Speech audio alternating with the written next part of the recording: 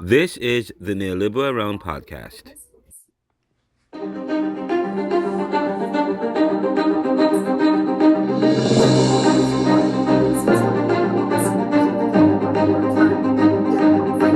So thanks very much to both of you. And I want everyone to understand what happens here. Then I'm seeing all the opportunities on the road. And then you see they're waiting. And Donald Trump walks in. What happened? Well, we're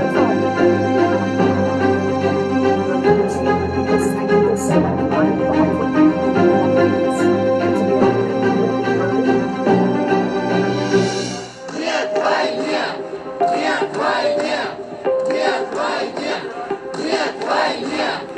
This is the Neoliberal Around podcast.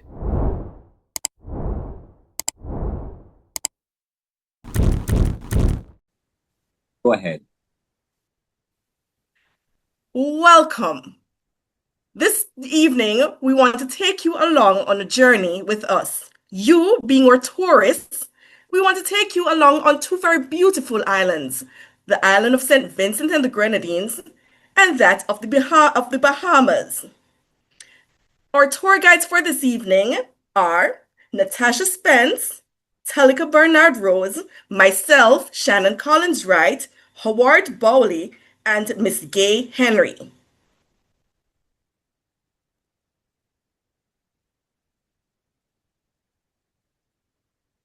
We want to start with the history of these two islands. So St. Vincent and the Grenadines and the Bahamas, they're two nations in the Atlantic. They are woven with common threads of indigenous heritage, European colonization, and the enduring legacy of African slavery. However, the specific contours of their past diverge significantly, shaped by different geographies, colonial experiences, and post-independence trajectories. While the Bahamas' history is a story of early European contact, depopulation, and the notorious age of piracy, followed by tourism, fueled prosperity. St. Vincent and the Grenadines' narrative is one of fierce indigenous resistance, a brutal plantation economy, and a more recent struggle of economic diversification. This is a summary based on what was asked earlier, because you all said you didn't want to be on the long journey, so this is the short version.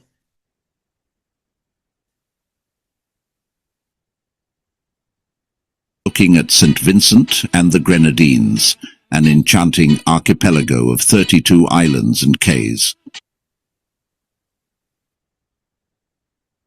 Continue, my fellow tour guide. So the historical context of St. Vincent and the Grenadines. Go ahead.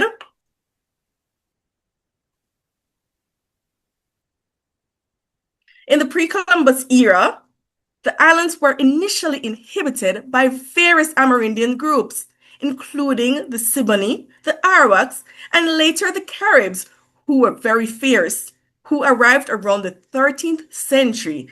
The Caribs called the island Halrona, which means land of the blessed. I hope I pronounced it properly. The colonial period saw the European making contact, which began in the early 16th century through the Spanish, made no serious settlement attempts. The French were the first Europeans to establish settlement in the early 18th century, maintaining better relations with the indigenous peoples than the British. Path to independence. From 1763 until independence, St. Vincent passed through various stages of colonial status under British rule.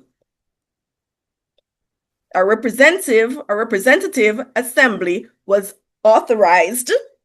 Vincent and We're now moving on to the Bahamas. Vincent and the Grenadines is located in the southern Caribbean. It consists of the main island of St. Vincent and a chain of smaller islands stretching southward toward Grenada. St. Vincent and the Grenadines has a total land area of only 389 square kilometers, making it one of the world's smaller nations. However, its captivating geography includes lush green mountains, idyllic beaches, and charming offshore islets. The Bahamas is a beautiful island nation located in the Atlantic Ocean, southeast of Florida in the United States. Made up of over 700 islands, the Bahamas has a surface area of 13,878 square kilometers and... Go ahead, play the video. Okay, let's continue. The historical context of Bahamas. So the Bahamas holds the distinction of being the site of Christopher Columbus's first landfall. I did not say discovery. You can't discover somewhere where persons were already existing. So this happened in 1492. This encounter had devastating consequences for the indigenous Lucan people who were decimated within a few decades by disease and forced labor. Subsequently, the islands were largely abandoned by Europeans for over a century. In the 17th century, English Puritans from the Bermuda, known as the Eleutherian adventurers, established the first permanent European settlement. However, the Bahamas soon became infamous as a haven for pirates, with notorious figures like Blackbeard and Calico Jack. We all know Calico Jack because some of us might drink it here in Jamaica. Using the island's shallow waters as numerous cays as a base of operations. This era of lawlessness ended in 1718, where the British established a crown colony and restored order, defining moment in Bahamian history as the influx of thousands of American loyalists as their enslaved people following the American Revolutionary War. This migration profoundly shaped the demographic and cultural landscape of the Bahamas, solidifying a plantation-based society in some areas and establishing a significant African descendant population. The 20th century saw the gradual decline of the agricultural sector and the rise of tourism and offshore finance as the twin pillars of Bahamian economy. The movement towards independence gained momentum in the mid-20th century, led by figures like Sir Lyndon Pinding and his Progressive Liberal Party, the PLP. The Bahamas received independence from Britain on July 10th, 1973. Next slide.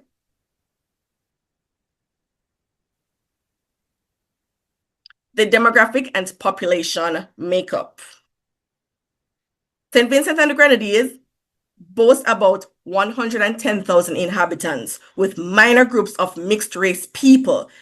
These comprise of the East Indians, the Europeans, and the indigenous Caribs, known as the Garifuna. The majority, roughly 66%, are of African descent. Although economic difficulties have led to widespread emigration to nations like the United Kingdom, Canada, and the United States, the population is pretty young. While rural areas remain underdeveloped, urban places like Kingston have increasing density. Yes, they do have a Kingston too. The Bahamas boast about 400,000 people. If I have anyone here, my tourists, from Jamaica, you might find a lot of similarities with your country. With a small percentage of Europeans, Asians, and mixed-race people, around 90% are African-born. Most Bahamians live on New Providence Island, where Nassau, the capital, is found. Though great poverty still exists in the underprivileged areas, the middle class is increasing. For labor in construction and tourism, the nation has seen rising foreign immigration, like yourselves here today. While St. Vincent and the Grenadines is more rural and ethnically varied because of its indigenous and Garifuna heritage, the Bahamas is more urbanized and has a higher population density in its capital areas. We'll play a video to summarize what was just said regarding the demographics.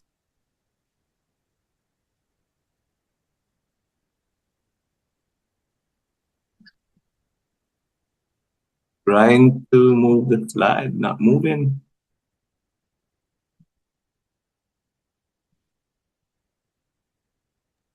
There you go. St. Vincent and the Grenadines is situated between St. Lucia to the north and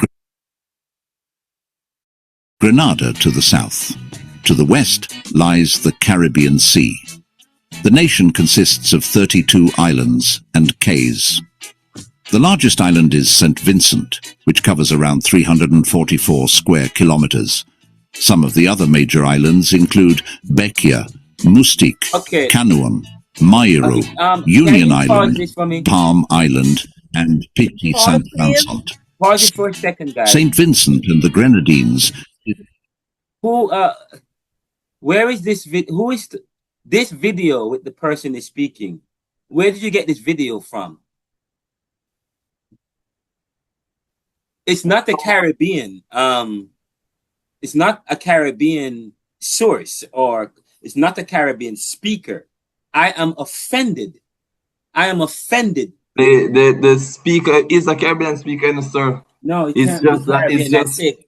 Go and pronounce Grenada like that. Yes, because pronounce Grenada. That's how Caribbean speakers pronounce Grenada. Grenadines or Grenadines, people from the Grenadines don't say Grenada. Okay? When you listen to how this guy is speaking, he's not from the Caribbean. Okay? Sir, you might, but sir, remember the Caribbean is made up of various people in it, sir. Different people, different accent, persons who come from overseas. And I know. I tell you, I have lived in Grenada. I have family from Grenada. I've lived in Cayman Islands. I've lived in the Bahamas. I'm well traveled throughout the Caribbean. This video is not a Caribbean video. The speaker is not Caribbean. I will allow you to play it.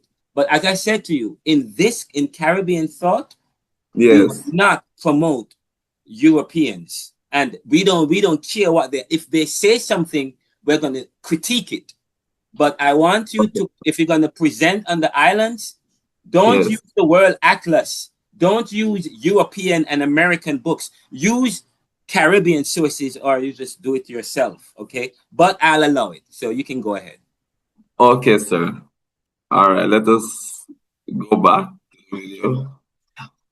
And sir, it's because it's just a summary. It's nothing in depth, so to speak, sir. It's not speaking of the culture. It's just a summary, but you will see. All right, go ahead.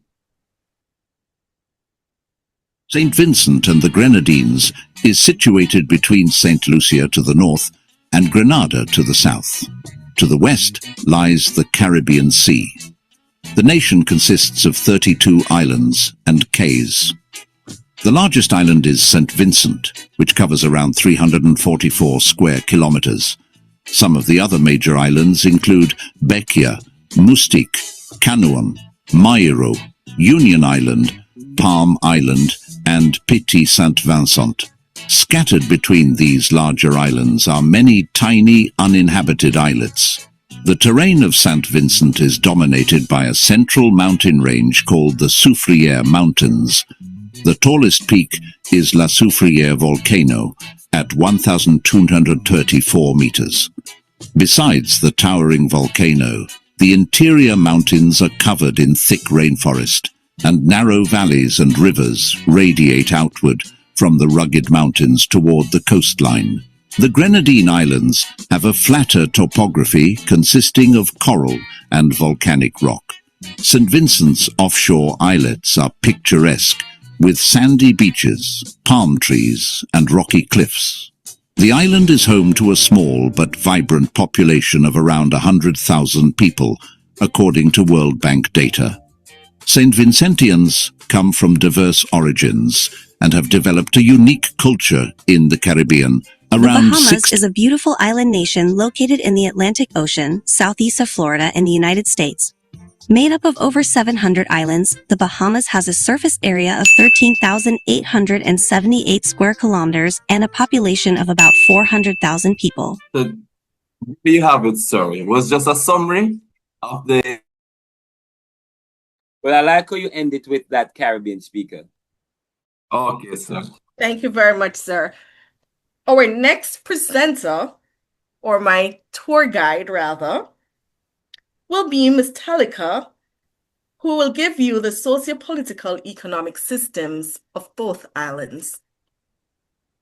Guys, before you go any further, I want you to understand what we're trying to do in this class. And I want you to understand what we've been saying. Institutions, according to Michel Foucault, who, yes, he's from France. However, I am using him right now to highlight a theoretical imperative. Michel Foucault teaches or theorizes that institutions within Western societies or within societies are developed to maintain a particular knowledge so as to create a particular knowledge to maintain a particular behavior. Yes, institutions that have been hijacked, institutions that help to create colonization or fuel colonization. Okay, and it is very important for you to understand that in this class we recognize that what we need to do, and we talk about the center versus the periphery. Yes, we want you to promote global South information and content. Yes, we want you to celebrate you. We want you to recognize you. The education that we have has always borrowed from overseas, always borrowed from UK, always borrowed from America. Now, what's the consciousness we are trying to develop when we constantly borrow from overseas? It's not promoting us. You weren't telling our side of the story. We are just simply relaying the information that was given, which is not correct. Right. And so therefore, not only should we relay, but we should challenge. Not only should we relay, but we should critique. Yes, that's part of what we do in academia. We have to critique, we have to explore, we have to look at alternatives. And so, but because this is a Caribbean thought course, and we want you to develop Caribbean thinking within a Caribbean milieu and mold, it's very important that as a professor or facilitator that I zero in on that, okay? Because what we have been doing is, how can we talk about, the Afrocentric paradigm focuses on a position of victory than a position of defeat, okay? The African or the brown people, the nothing black, no good. That is the thinking. Yes, we're trying to move away from that. Everything black is good, okay? And so we highlight our content, our institutions, our philosophies, and so on and so forth, okay? And if we're going to draw on outsiders, we critique it and maybe use it to supplement, okay? But I just wanted to draw attention to that. All right, go ahead. Thank you very much, sir. Okay.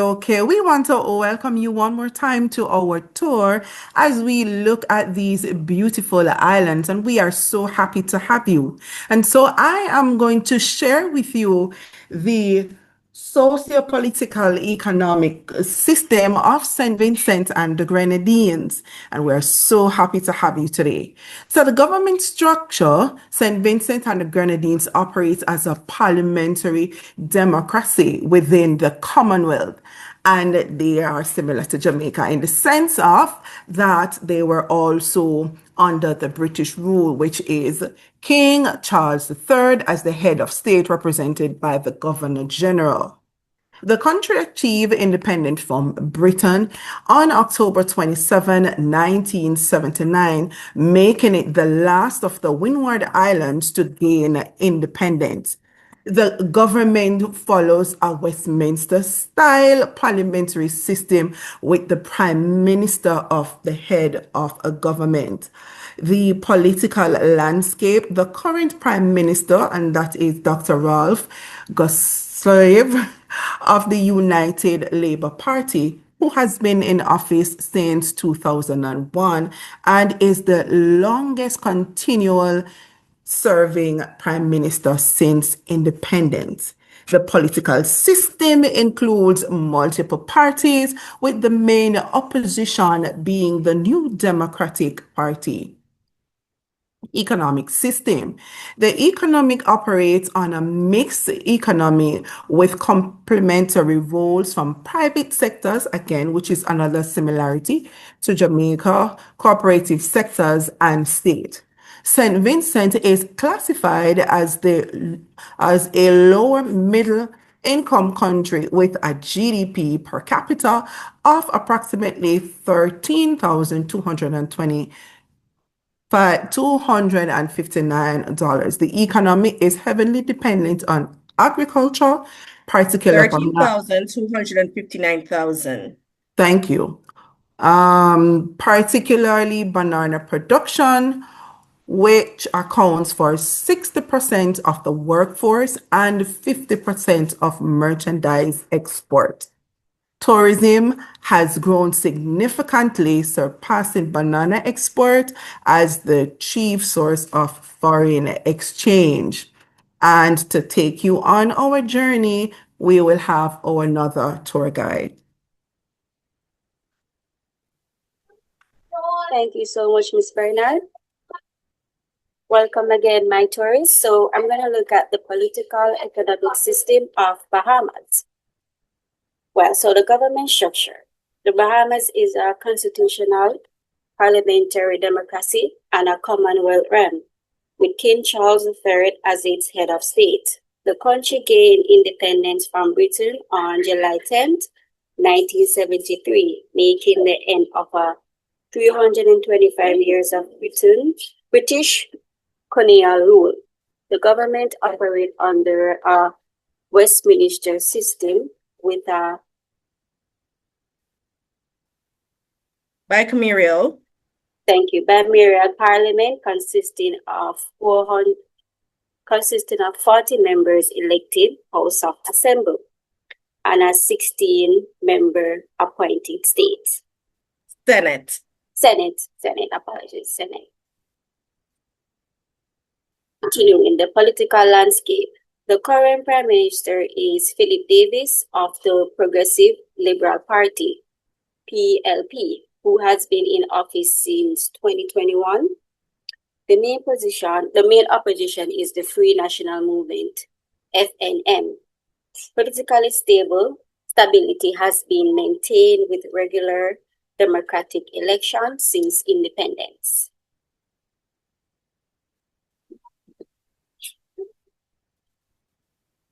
And now let's look into the economic system. The Bahamas operates a predominantly market economy, heavily independent on tourism and international. All right, guys, you have 3 minutes, but I'm going to give you up until 8 to wrap up if you need that. But thank you very much, sir. I just want to give an example. The time is of the essence, so you're presenting, so you could say Bahamas has a market economy.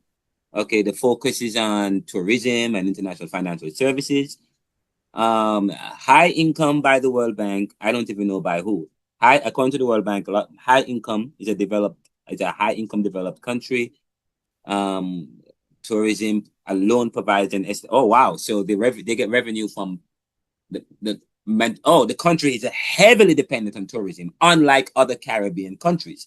Okay, yes, where sir. you have bauxite and so on, and so on, and then you move to the next one. You see, so you don't have to say the Bahamas operate a predominantly market economy. Just read it quick. Just read it. You would have known this already. So just highlight the most important part. Okay, tourism is Bahamas doesn't have other sectors like other Caribbean islands because of its size and so on. It's tourism. So if something happens, if tourism is affected in the world, if there's a problem with tourism, it will suffer. Oh my God. So what is Bahamas doing to mitigate and to stymie that? I would love to know. But anyway, that's what I'm talking about. But continue. Our next presenter is Mr. Howard Bowley. Sir, you're up. So good night, everyone. As you said, time is of the essence. So we're looking at the current economic system in St. Vincent. Despite the pandemic in 2020, and also they had a volcanic eruption also, the economy is bouncing back. As was stated earlier, they are heavily dependent on banana production, and now tourism is at a boom in the country. Also, they have developed in 2017 a new international airport to help to boost tourism in the country. They also are engaging in infrastructural upgrades. They are also have a fiscal system that the government is somewhat tight on the purse because they are more into reform, similar to what is taking place in Jamaica, where they are exhibiting fiscal prudence. Perhaps that might be because of external pressure from IMF and World Bank, because they're also borrowers from those international agencies, right? Regional standing: as a member of the CARICOM, the Organization of Eastern Caribbean States, and the Bolivarian Alliance for the Americas, St. Vincent plays an active role in regional integration. Also, for the current economic system for Bahamas has not changed over the years. They are heavily dependent on tourism.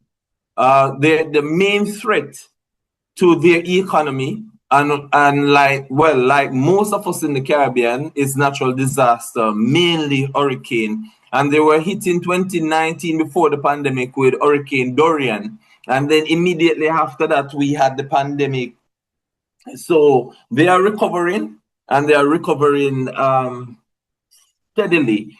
What is of interest to note is that Bahamas, who was once known as perhaps one of the most beautiful islands in the country and attracting tourists, now is being known for something else. They are now being noted for their crime. Their crime is going up. So that also might impact how tourists travel to these countries.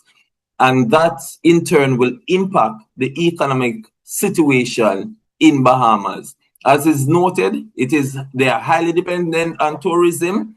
As to how they might develop something new to build the economy, it is yet to be seen. So despite its prosperity, the country faced persistent challenges, including limited economic diversification. That's what we're just talking about. High import dependency, vulnerability to natural disaster, as I said before, and crime is on the uptick. So we now hand over to another member who will take us through the religious breakdown. That's me, Shannon. All right. So Christianity is the major or predominant religion in both Caribbean nations, which are St. Vincent and the Grenadines and the Bahamas. Now, in our history, the Bahamas, who were predominantly Lucayans, were the first indigenous people, and they worshipped what were known as Zimis. Now, the Zimis are no longer being worshipped, or we no longer have this practice, because with Europeans coming in, most of what was there was wiped out. The St. Vincent and the Grenadines, their indigenous people were the Kalingos and the Caribs. They offered fierce resistance to the Europeans, and What remained were the practices of the Europeans. So we had such distinctions as the Roman Catholic, the Anglicans, the Methodists. These are denominations which are found in Christianity. These are still what plays a fundamental roles within these islands. You have a small, significant number of persons who still have these, what we call the indigenous religions. The indigenous religions are what we call the Rastafarians, the Rastafarians, or the religion of Rastafari. You have other small religions such as, anybody want to help me a little? Hinduism, Muslim, and Eastern Indian of primarily religion of Eastern Indian origins.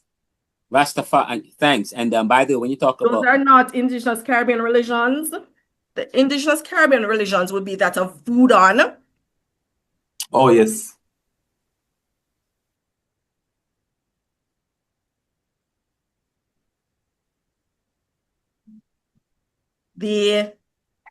Oh Lord, my thoughts are somewhat mixed up. So we still have the Anglicans, the Seventh-day Adventists, the Baptists, the Methodists, the Roman Catholics, all the major denominations that you can think of. But when you talk about indigenous Caribbean religions, we talk about those of the Rastafari, those of the Voodoo. Those can still be found in Haiti and other parts of the Caribbean where we have the break off of voodoo.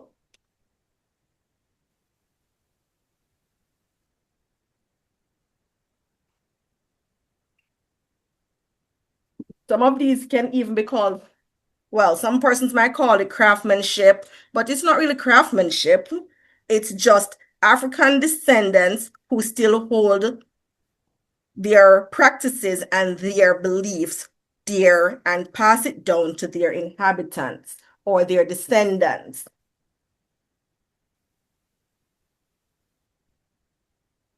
Thanks. And by the way, the Rastas pronounce that their religion. Well, I mean, Rastas call themselves Rastafari or Rastafarians. No. They don't use ism because of the negativity of that word ism. They always say ism, schism, because ism is used as an inferior attachment to their religion and their way of life and thought.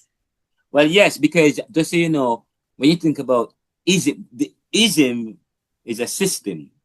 If I ask you to define neoliberalism, it's 3 words, or 3 words. If you can break it up in 3, neoliberal, which means literally means free, and ism, which is a system, yeah, or a mechanism. So anything that ends in ism is a system, but Rastafarians don't want to be associated with the Babylon, quote unquote, Babylon, they call that Babylon system. Babylon is a term used to define the other, what indigenous people used to define the other.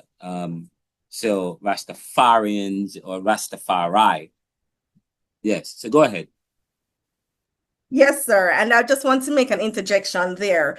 The religion, even though we say Rastafari, even though we say Rastafari in the Caribbean, they actually say Rastafari, because Ras coming from the Imperial Majesty himself, and the Tafari to be in line with the tribe in which he was from, and I meaning me. So Rastafari, that is how the name came about. Wait, hold on, but that's not how they pronounce it. I've never heard Rastafari pronounced Rastafari. Never in my life. Rastafari? Well, I'm telling you, I had some deep Never heard it either. Wait, where are you? What country are you? Jamaica. And you heard... I had to do some deep study.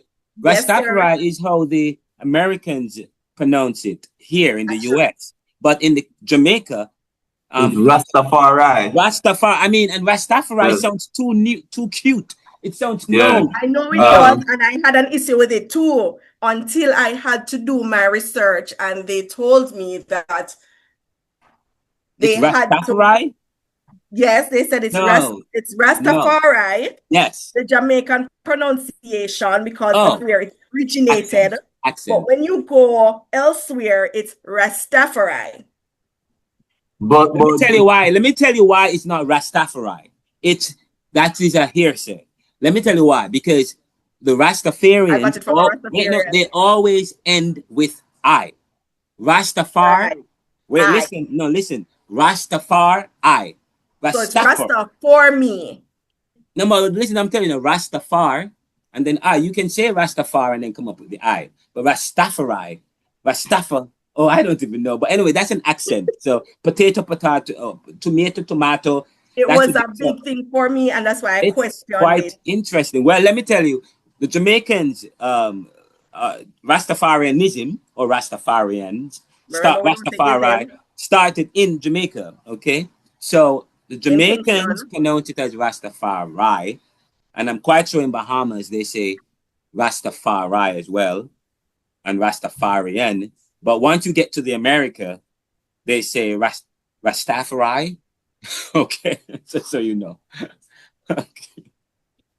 But we have to wrap up. But this is quite interesting. Is there anything else you have to present, like the influences? Yes, we do. Yes, sir. We have the influencers. Presented by our tour guide, Natasha Spence. And then what else after that? The conclusion. Okay, all right. Wrap up, because I know we don't have much time because we have another group to present, 2 other groups. The other group will present, and then the final group, if they will present, and if they're not finished, they'll pick up the following week. So we'll do that. I want to make a point after you guys are finished, based on your presentation, which is going to take about 3 minutes. It's a very powerful comment from what you have presented, from what I've read, from what I've noticed. And I want to know if you guys notice it too. Okay, but wrap it up, and then we'll talk. Okay, sir. Miss Spence, over to you. Good evening, everyone. Thank you, Shannon. Good evening, everyone. So just to go through it quickly, we have notable figures in both the Caribbean countries, covering politics, arts, and sports, and also activism in Grenada, St. Vincent and Grenadines, sorry. You have Ralph Gosalve. He is the Prime Minister since 2001 and is the longest serving head of government in SVG's history. We also have Sir James Mitchell, founding member of the New Democratic Party and former Prime Minister between 1984 and 2000. Then we have Susan Dogan, current Governor General, appointed in 2019, and she was the first female to hold this post in the SVG. For arts and culture, we have Kevin Little, international known soca artist, famous for the hit song Turn Me On. And then we have Franklin Seals, Hollywood actor, best known for the TV sitcom Silver Spoons in the 1980s. Sorry. Then for sports, we have Obed McCoy, West Indies cricketer, and a fast bowler. Represented the regional team in the T20 matches. And we have Sunil Ambrose, Vincent, well, she's a Vincentian cricketer who played for the the West Indies national team. For the Bahamas, we have on the politics and leadership, we have Sir Lyndon Tindlin, considered to be the father of the nation as he led Bahamas into independence from the Britain in 1973 and also served as prime minister between 1967 to 1992. Harry Christie is the former prime minister 2002 to 2007 and then again 2012 to 2017 and is also an influential leader. You have Phillips Davis, which is the current Prime Minister of the Bahamas since 2021. For arts and culture, we have Sidney Poitier, Oscar-winning actor and civil rights icon, born in Miami to Bahamian parents and raised in the Bahamas. Lenny Kravitz, while American, Kravitz has a strong Bahamian roots through his mother, actress Roxy Rocker, and frequently highlights his heritage. Then you have Kirkland KB Body, Bahamian musician known for blending rake and scrape with social commentary. For sports, we have Shanae Miller, Olympic gold medalist in the 400 meter, Rio 2016 and Tokyo 2020. She's known for her dramatic dive finish. You have Stephen Gardner, world champion and Olympic gold medalist in the 400 meter sprint. Buddy Hield, NBA player for the Bahamas, currently with the NBA's Philadelphia 76ers. And those are notable. Wait, say that again. Who played for the 76ers? The Buddy, I don't know if I'm pronouncing his name correctly. Oh, yes, Buddy Hield. Buddy Hield. Yes. He probably, but he was playing for the Sixers. You are right. He played for the Sixers. And I forgot. I remember when he was, but he was on the bench. He was a bench player. He wasn't a major. I didn't really like Buddy Hield. And there are other persons. May I please interject? Go ahead. I'm in Philadelphia, okay? I'm in Philadelphia, and you just say something. Philadelphian ears perked up. My ears got perked up because the Sixers, that's one of my teams. I can't believe I left off the indigenous religion of Dugu, which was a sacred ceremony in St. Vincent, which was celebrated by the Garifuna spiritual people and the ancestors. Let me ask you a question. When you should do some reading about those people, the Dugu people.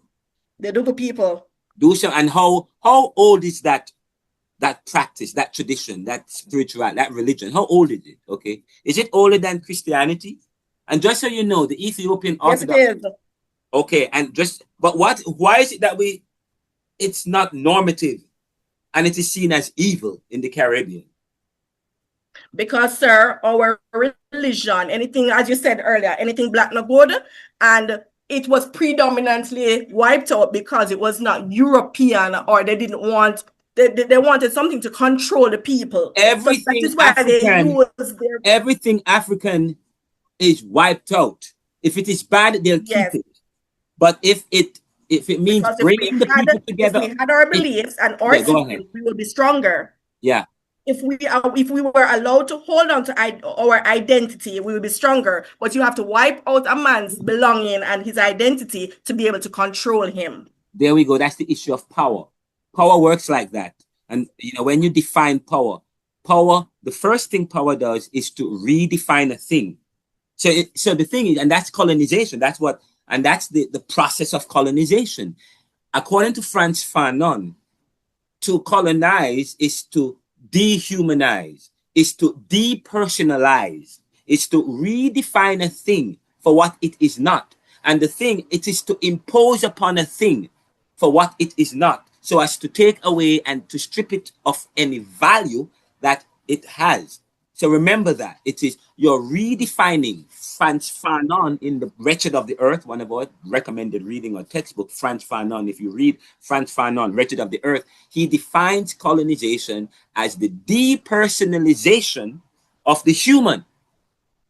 Okay, that involves redefining the African and their religion. Okay, not only that, part of power involves exceptionalizing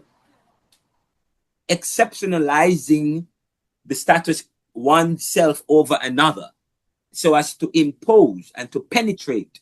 Okay, the Caribbean has been penetrated, the African has been penetrated. Okay, their religion has been imposed upon, so that even within the African himself, he looks at his own things, his own stuff, his own creation with disdain, as evil.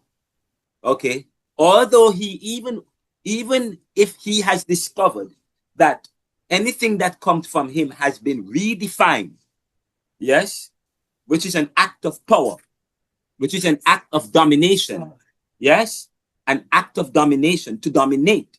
Okay, all right, and that's very important for us to understand. But do go quite interesting as against Obia.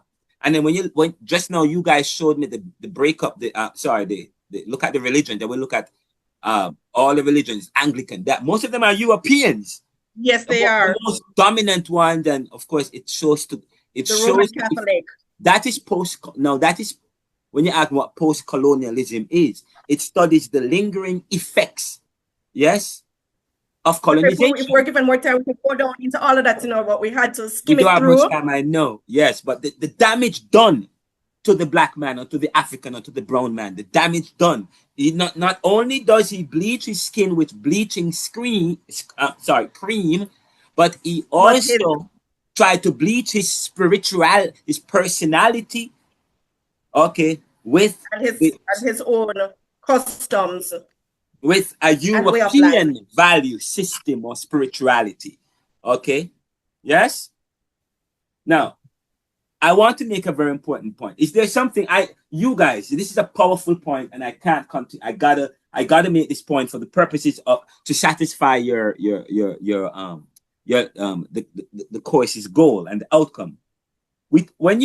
If you read your textbook, Neoliberalism, the book that I wrote, Neoliberalism, Globalization, Income Inequality, Poverty, and Resistance. When I wrote this book, I wrote that book it's based on a hunch, on a hypothesis, on a study. I said I wanted to look at the relationship between the application of globalist strategies in the Caribbean, because according to Fabrizio Eva and to classical economists, if countries plug themselves in neoliberal globalization, yes, if one plug themselves, then it will create production, it will create growth, it will create riches. But the Caribbean has not experienced that. So what we say is that neoliberal globalization or globalization was a facade. It was a strategy to continue to prop up post-industrial or the status quo or the dominant class, okay, and to maintain, maintain their competitive edge over the rest. Okay, so that is very important to understand. One of the things that you must remember that there's a difference. Earlier, Howard said that crime and violence is high in Bahamas. Crime and violence is high throughout the Caribbean, but these are small countries. Okay, and when you look at Trinidad never had all that crime and violence, but now crime and violence is on the rise. When you look at throughout the Caribbean, they've had to deal with crime and violence, and sometimes the crime will go down. The security forces and the government they deal with it, and crime and violence goes down, and then and of course, but it's never short-lived. It's never maintained. It's short-lived. It's transient. Crime and violence always goes back up. Same thing with poverty. You slash it to 8.2%, it goes back up. If you read the book looks at poverty throughout the period. But I want you to understand this. There is when you have high levels of income inequality and poverty, like what we have in the Caribbean, you are going to have high levels of crime and violence. That is a Marxist relativist approach, theory and understanding. According to relative deprivation theory within Marxism, which is within Marxism, which is a political system, or which is the system, that says when you have high levels of income inequality and poverty, you're going to have high levels of crime and violence. So within you find that when you have when you have crime, so when you have income inequality rising and poverty rising, you find that crime and violence rise. There's a corresponding relationship. You find that throughout the Caribbean. You find that poverty in Jamaica has dropped. Okay, but so too is crime and violence. Okay, so I want you to understand the idea of relative deprivation as you present. I want you to look at, don't just present, look at the relationship, do your analysis. Remember, you're finding that crime and violence is becoming an issue, but poverty and income inequality, there's rising income disparities throughout the Caribbean, and there's rising poverty. So therefore, that's going to be a corresponding rising crime and violence. That's the relativist theory. I subscribe to that theory.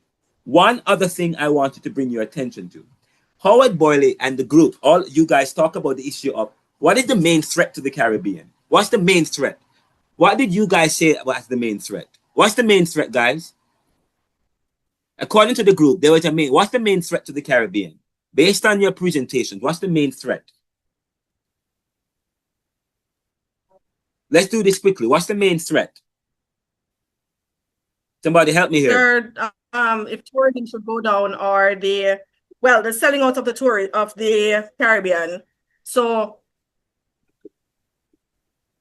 I mean, selling out the Caribbean is not really of the Caribbean. I mean, that's not really a threat, but that's a threat. But okay. And if tourism should go down, it would affect us greatly, because that is where we get most of our foreign exchange. All right. Okay. But you said what other main threat? What about the issue of natural disasters? In your presentation, you said natural disaster is a volcanic eruptions. Yes, sir. Sorry about that. Yes. Natural disasters was cited as one of the main threats. And of course, and its vulnerability, the Caribbean's vulnerability, that's a threat. Notice, it's very important you understand threat. Yes. Okay, you talk about strengths and opportunity. If you do a SWOT analysis of the Caribbean, you're looking at the strengths, the weaknesses, the opportunities, and the threats. What are the strengths? What are the weaknesses? What are the opportunities? What are the threats? The threat here is the natural disasters. The tourism poses a threat, but it also poses an opportunity. The oil in Guyana, that poses an opportunity, but it is also a strength, but maybe a weakness as well. But it's the way how you present that. But the main threat is natural disaster. And I'm going somewhere with it. Follow me here, guys. Natural disasters. Now, disasters affect what? It affects. You talked about the Bahamas had a volcano, whatever, some natural disaster. Disasters affect stability. Natural disasters, Hurricane Gilbert and all them, disasters affect stability.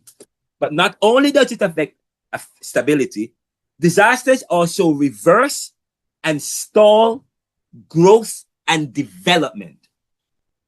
Disasters not only affect stability, make sure you're writing this, disasters also reverse and stall growth and development. Caribbean needs growth and they need development. Now, in order for economic growth and development to take place, we require, especially within the 21st century, where you have natural disasters that reverse growth, infrastructure, and all those things, it requires capital-intensive mechanism in order to fix what the natural disasters have caused, and not only and will cause. What does the Caribbean lack? Capital-intensive mechanisms. And what do they suffer from? Capital-intensive investments. Because we know that, because with bauxite, we have bauxite, but we have to rely, because we don't have the capital-intensive mechanisms to excavate and to refine it. We have to know we rely on the post-industrial countries. And what they have done is that they have and that's part of the cost.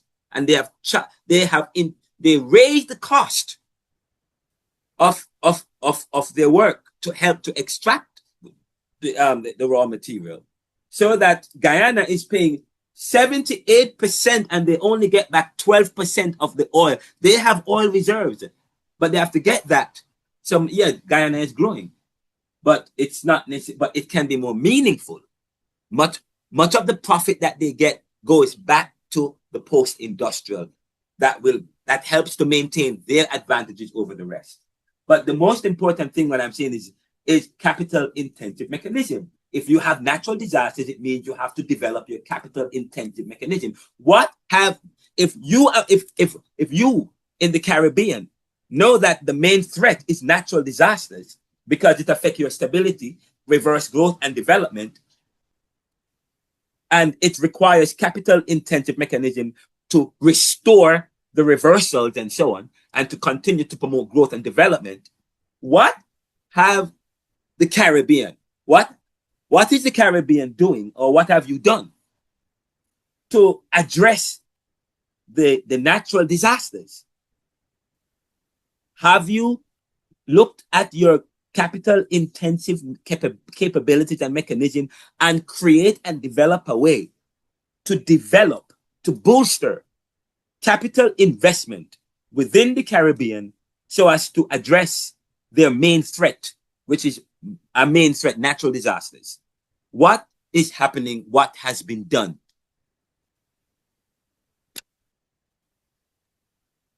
Really and truly, sir, what has been done is, we can't say nothing because, of course, the government would have put plans in place. But when you look at the fact that these things keep reoccurring and it always incurs a large sum of money, what should have been done is to have workable solutions in place that would mitigate or cover what always happens.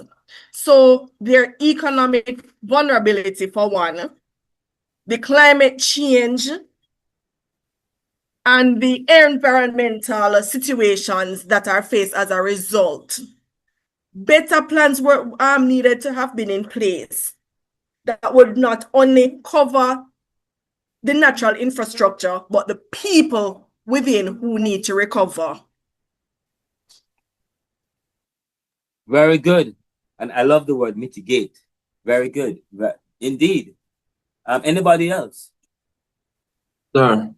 Yes. I think one of the, if I may,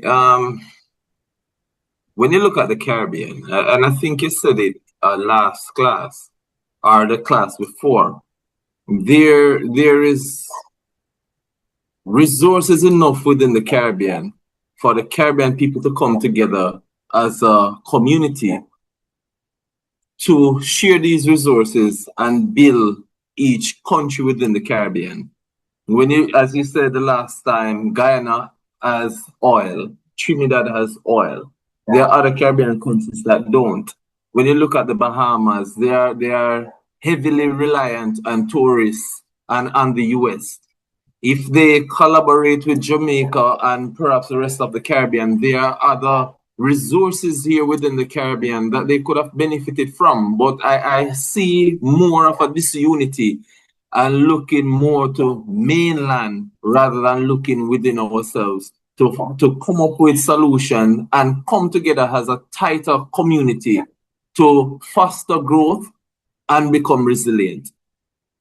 Not just that, Howard. They look outside of the Caribbean for help, like those from the Americas or the Europeans for bailouts, instead of looking within, like you said, and working as a unit in helping each other to stay afloat.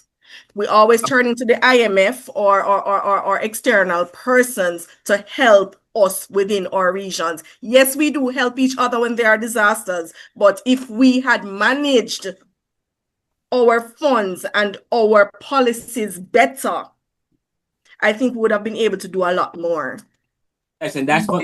But Shannon, by the way, sorry, that's what the book suggests. In the 1950s, when we had bauxite bleeding into the 60s, when Jamaica's growth was at 5.7%, rivaling that of Singapore, I said that in Neoliberalism.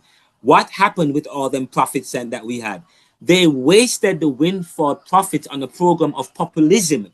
Yes, and so on. And so by the time the 1970s hit, we had squandered and wasted all of the monies that we should have used, that would have been able for rainy day. Waiting to read that book. You understand? Can I share an example, sir? Yeah, go ahead. In terms of how we can look to each other to build capacity The other day, the Trinidad and Jamaica had an agreement. They have the oil, but their refinery was down. Jamaica has the capacity to refine their oil, right? We took it on ourselves. They signed an agreement. They shipped the oil here. We refined it. And did you know that Jamaica made US $90 million off that deal, while Trinidad got cheaper oil. So much so, the oil was they rival the oil to say it's one of the best best refined oil ever produced. To other countries looking to Jamaica to refine theirs. So those are the things we have. So you might have something over there in Trinidad. We have something here in Jamaica. We need to collaborate more, and both countries can benefit, mutually benefit. So I'm thinking if we come together, I think CARICOM is a sham, to be honest. I don't think the purpose for what it was intended to be, it is carrying out that purpose. If we integrate more and have better relation, I think we can move forward as a Caribbean nation, as a Caribbean countries. Thank you. That's powerful. I love your assessment in terms of, yes, Caribbean unity, Caribbean integration is lacking. And not only that, I think we also lack organization, the ability to effectively organize, galvanize, yes, resources and the diaspora. You guys, listen, we have a strong diaspora. You guys just, some people said, let me tell you, Caribbean people still, when people from the Caribbean go to other parts of the world, there is a strong sense of Caribbean within them, and yes, and that's why remittances are high. Remittances are high. I know people are trying to stymie that with policy and taxing remittances or whatever, or tariffs, whatever the case is. But there's a strong sense of responsibility once people travel, that, and it's quite powerful, and that's what define diaspora people. I, as a diasporan man, with a Puerto Rican diasporan man, or a Hispanic or a Haitian or they are that one thing that connects us is the word remittances, and we all know Western Union, we all know WhatsApp, okay, because that's part of our responsibility, that's part of our commitment. We still identify with the Caribbean. So we know, and there is money if we organize the diasporan community, but not the diaspora community, not the diaspora for Bahamas. Because, say, for example, you talk about Lenny Kravitz. Lenny Kravitz is a multi-millionaire. Rihanna is a billionaire. She's from Barbados. Okay, she's a billionaire. Sidney Poitier and Lenny Kravitz, they're from Bahamas. They're wealthy. Patrick Ewing from Jamaica used to play for New York Knicks, and he's now a coach, I believe. I mean, multi-millionaire. There are hundreds of multi-millionaires, okay, or billionaire from the Caribbean. And then you have the Caribbean, and then you have the diaspora and the Caribbean, and diasporan people are very hardworking. When they come here, they work hard. They are very hardworking. They save, they build, and they try to give back. What if they organize that?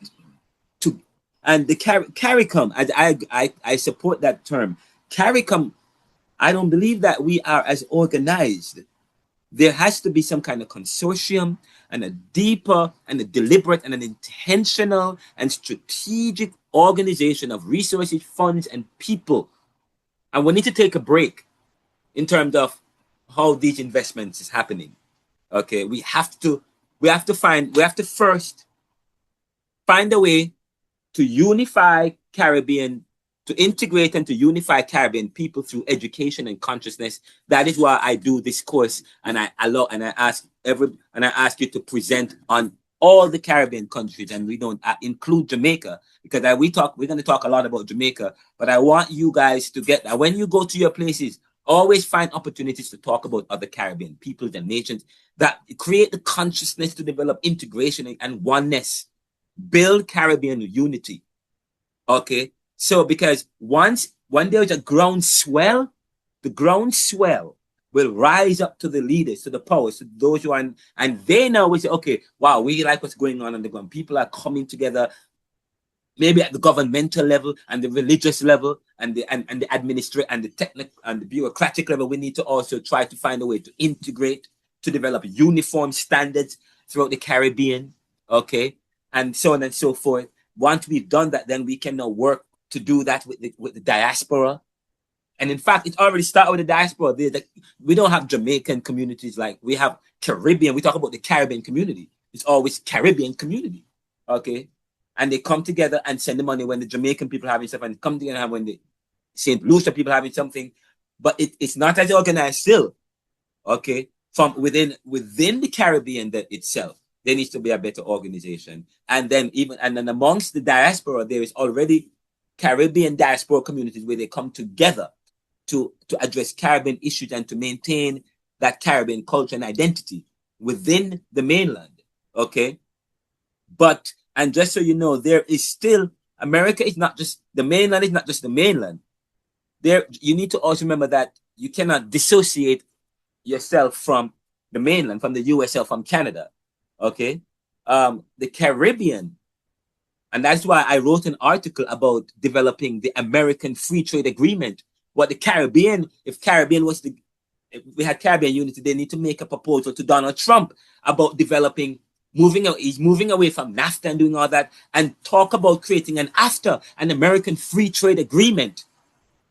Okay, where all the Caribbean, okay, so where we see the Americas as one, not just US, Canada, Mexico, and not just US, Canada, and Mexico, but US, Canada, Mexico, Jamaica, Bahamas, all of us become one strong, powerful, and as a strategy though, strategically, so as to bring Caribbean into the benefits of NAFTA. So you want them to now expand NAFTA, so you create AFTA. So you want to, so now we have to do, that's the kind of thinking we're talking about, guys. And by the way, just so you know, life is about people. This is copyrighted. I wrote this. Life is about people and how they relate. Yet life is what you make it or allow others to make of it for you. Remember that. Life is about people and how they relate. Yet life is what you make it or allow others to make of it for you. So the dynamics of life that you live in, the space you exist in relation to other people, that's not necessarily natural, but it's created space, in a sense, based on policies and history, so on belief and action. Okay? All right. We stop here, guys. We're going to take a quick... Yeah, go ahead. I'm just saying, for all of these changes that we're talking about, we need to get the mindset of the people to change. Prior to this class, I never heard so many things about Caribbean people or what's going on in the Caribbean. And after this class, what really is happening out there? So to enlighten us, to let us know, to teach us more about our heritage, even what we're presenting here. So we would have to bombard maybe persons with our history, our stolen identity, to let them understand. And then when we get into the psyche and probably somewhat rebuild the people, then we are going to get the togetherness and the unity to help to push us forward. Oh, anybody? Great. I like the comments. And yes, that's why we have this class. So now you don't go out there and just... As academics, you are academics. You are the bastions, the arbiters of truth, the bastions of truth and progress. We're supposed to hold PNP and JLP accountable.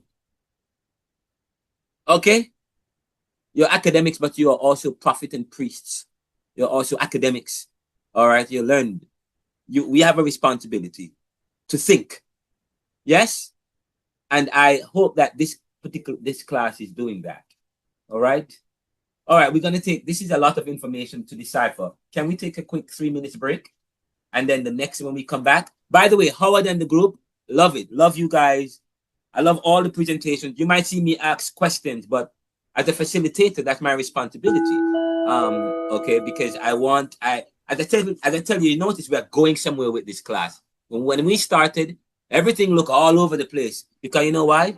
They make life deliberately complex to confuse you and to confound you and to keep you complicit. And so now we have a lot to unpack. Sometimes you don't even know where to start. Okay? Okay. Thank you too, sir. Yeah, so we come back at 7:45 and the other group starts setting up and you will go right into your presentation at 7:45.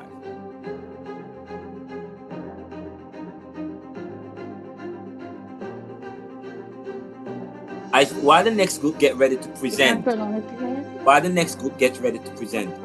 I just want to let you guys know that the Neoliberal Corporation, the tagline for the Neoliberal, the company that I've trademarked, the tagline is this: serving the world today to solve tomorrow's challenges. Serving the world today to solve tomorrow's challenges by making popular what was the monopoly. Now, that is the definition of communication, to be honest. I mean, the last part of our slogan or our tagline, which is really the mission and the vision. Okay. What is it to communicate? To communicate is to make popular what was the monopoly. Again, to communicate is to make popular. Sir, excuse me. Can you please tell me how to stop? I put the wrong slide on the thing. Whoever is sharing, stop sharing, please. Yeah, how do I stop? How do I stop sharing? All right. While Lorna gets ready, while the next group gets ready to present, I just want to make it. No, this is important. Making popular what was the monopoly. So the classes are recorded and then we edit them and share them. So because in our effort to make popular what was the monopoly. What is monopoly? Monopoly means only a few people have access to the information. Okay. So when you communicate, you're sharing information, you're popularizing information or content that was limited to a small group or to one individual or to the privilege or to the special interests. Yes, that's monopoly. We talk about we are against monopoly. We're against monopoly. We're against the monopolizing information, monopolizing resources, because monopoly is the tool of power. Monopoly is the tool of the status quo, of the dominant, okay? To maintain their advantages. To monopolize is to dominate. Okay, so that's why they are against antitrust law. They create antitrust laws against cartelizing and monopolizing so as to dominate, okay, which leads to discrimination. So, but anyways, but communication though, in its essence, is to communicate is to make popular what was the monopoly. So that's the idea here. And in this class, this is important information because one student says, I haven't heard so much talk about Caribbean.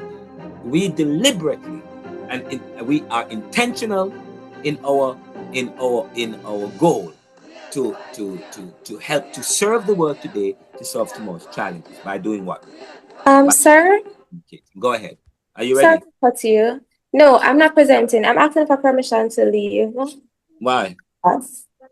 Go again? Why do you have to leave class? Today is my... We move right into our presentation. We'll be presenting on Cayman Island and Turks and Caicos Island, the Caribbean jewels. All right, so let's explore the vibrant culture and new development of these two distinct yet equally captivating British territories.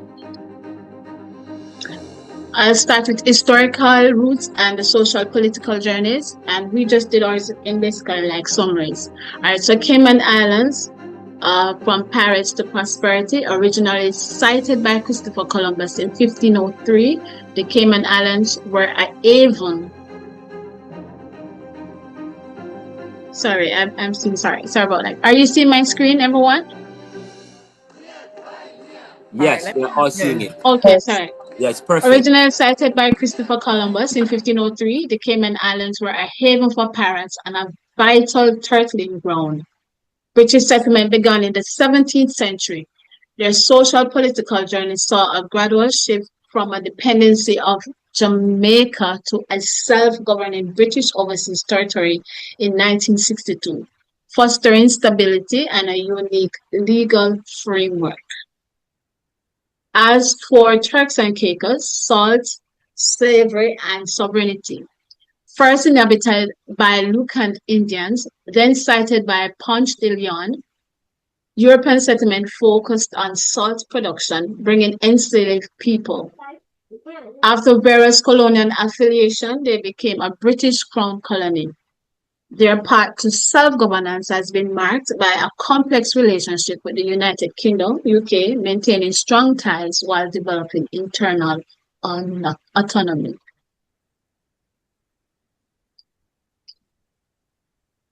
Economic powerhouses, which is finance and tourism.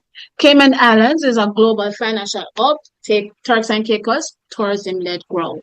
All right, so Cayman Islands boost a robust economy driven by financial services, including offshore banking, investment funds, and captive insurance.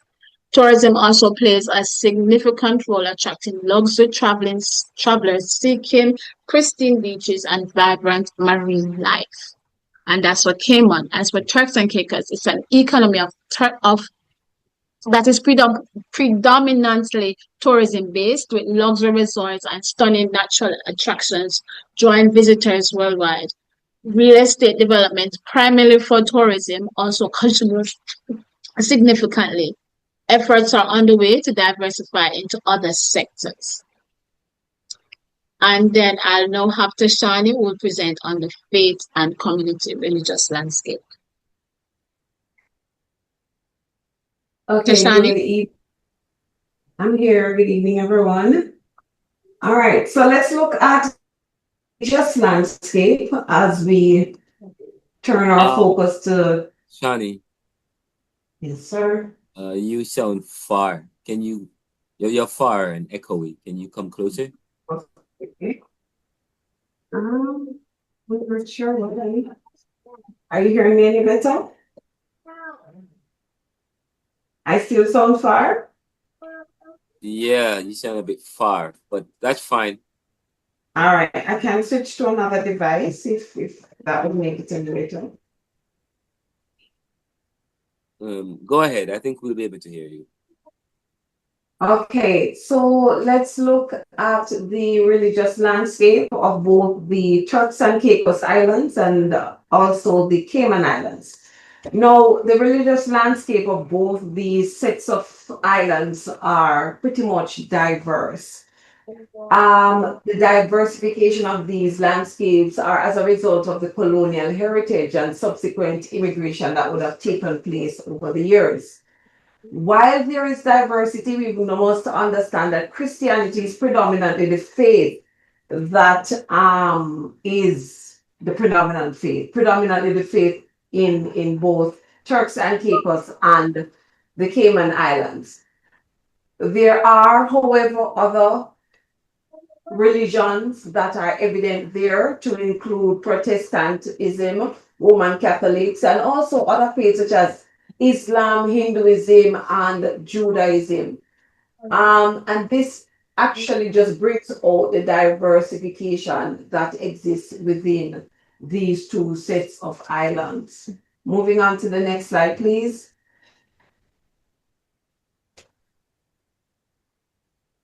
Demographics, a blend of culture. Right. All right. So when we look at the demographics of the Cayman Islands, now, according to a study that was done in 2023, there is an estimation of 83,000 persons living in the Cayman Islands. This by now would probably be a little bit different, but it was the most recent that we were able to find. Cayman Islands has a relatively small indigenous population. Its growth is largely driven by significant expatriate communities from over 100 countries attracted by economic opportunities. This creates a vibrant multicultural society. So one of the things that we would have heard about Cayman is that it has a very vibrant economy, and we would see a lot of offshore investments going into that country. When we hop on over to the Turks and Caicos, growing local and expat mix. Turks and Caicos also experiences substantial immigration, contributing to its population growth and diversity. Last information that we were able to check on indicates that the Turks and Caicos has a population of about 46,000 people. A significant portion of the population consists of foreign nationals, primarily from other Caribbean islands and also North America. Moving on to the other slide. I have a question. 46,000? I used to live in Cayman Islands in 2000, and I lived there around in the 2000s, between 2003 and 6. No, sir, it's 83,000 for Cayman. The estimated population for the Cayman Islands, we saw that in 2023 as being 83,000. But for the Turks and Caicos, studies or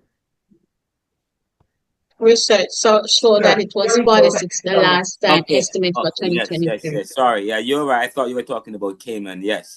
Okay. Okay. No, sir. All right. So, let's look at the global standings, prosperity, and challenges. So it's like from rags to riches. So, these countries would have grown over time. The Cayman Islands, they have a high GDP per capita. The Cayman Islands is one of those islands that actually boasts the highest GDP per capita in the world, reflecting its status as a major financial sector. And I would have alluded a slide before of those offshore investments that come into Cayman. This prosperity is tempered by high cost of living. So yeah, for persons that actually live in Cayman, and we would have had dialogue with some of these persons, these are some of the things that they talk about.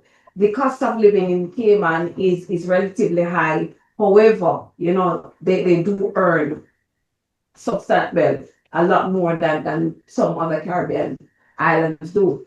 When we look over to the Turks and Caicos, we are saying that this economy is a tourist-driven economy. Turks and Caicos has a very robust tourism-driven economy with a growing GDP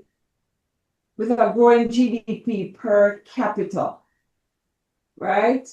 While experiencing significant development, it faces challenges related to climate change and infrastructure demands. Both territories, ladies and gentlemen, demand strong economic performance relative to their size, largely due to their unique economic models. They actively participate in international forums while navigating the complexities of their British overseas territory status. All right, moving on. Lorna. We now have Nasha Gate, who will present on the notable voices of the island. All right. Notable voices of the islands. For the Cayman, good night, I'm sorry. For Cayman Islands, we have Miss McLaughlin. She's the first Speaker of the Legislative Assembly of Cayman Island, a pioneer figure in the island's political development. She was also the second national hero for the Cayman Islands. Then we have Mr. Aldin McLaughlin, a former Prime Minister of Cayman Islands, influential in guiding the territory's economic and political landscape. He was also an attorney and was a Queen's Counsel. or is a Queen's Counsel. Then we have for Turks and Caicos, we have Norman Saunders, former Chief Minister of the Turks and Caicos, a significant figure in self-governance journey. Delton Jones of Turks and Caicos, a prominent Turks and Caicos musician and cultural ambassador known for preserving and promoting local music.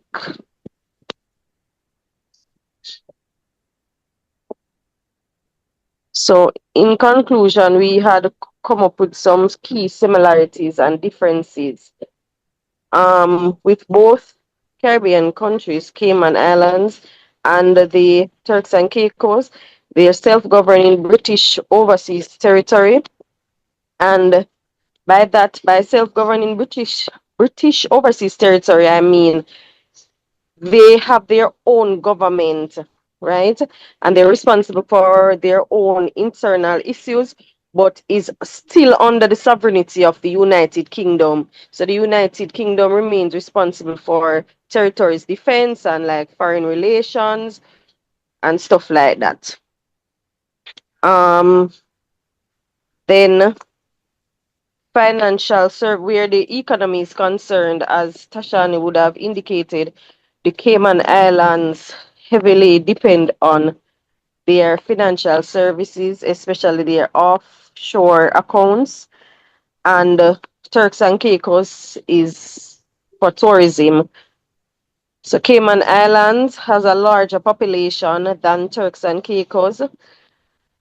The legal system, both are English common law, and the English common law refers to the body of law developed in England, right? So their rule, their laws, and their judicial makeup is from England.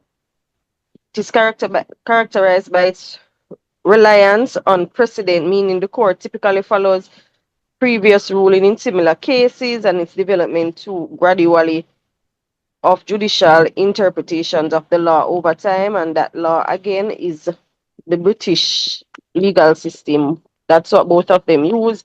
Cultural influence, diverse international expatriate influence for Cayman, and Turks and Caicos have strong Caribbean and American influence. So while both countries share the commonality of being British overseas territories in the Caribbean, focuses on demographic composition, present distinct identities, offering a rich tapestry of experience within the region.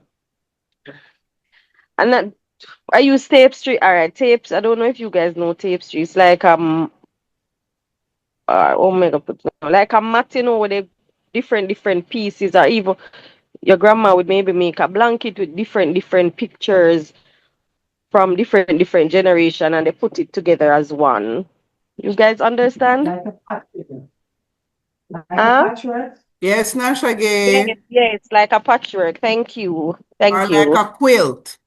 Yes. So it's come from various different parts of the world, different cultures, different, that's what make up within the region and its experiences.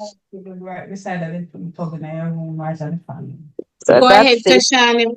Thank you. Thank you, Nasha Gay. And Tashani, you can go ahead with the conclusion. All right, so let us just wrap it all up. And in wrapping it up, we're saying that the Turks and Caicos, the Cayman Islands, both are British overseas territories, which you would have heard already. And it exemplifies the Caribbean's economic duality. Turks and Caicos relies heavily on tourism, offshore finance services, and fishing. Importantly, we want to acknowledge or to highlight rather, that the US dollar is actually the official currency. Its population, I would have given us before, a little bit over 46,000, and it's predominantly Black, with Christianity deeply embedded in social life. When we hop across to the Cayman Islands, we're saying that this population is nearing 86,000, and it boasts one of the highest per capita incomes in the region due to its status as a global financial hub. Christianity too remains dominant through secularism rather. Caymanian culture blends seafaring traditions with modern cosmetology, cosmopolit something. Right. There we go. Cosmopolitanism. There we go. And figures like Miss Cayman Island Universe and Premier Wayne Canton reflects its evolving identity.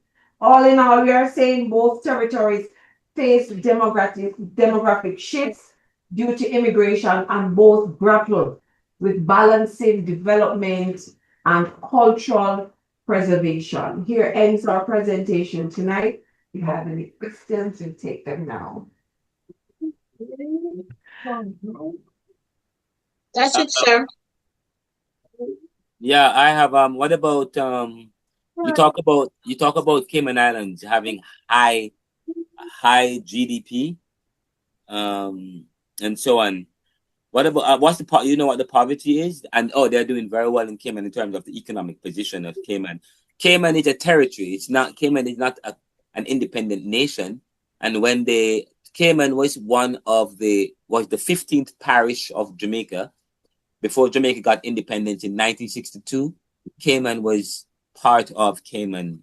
Cayman was part of Jamaica, and but Cayman decided to remain with Britain.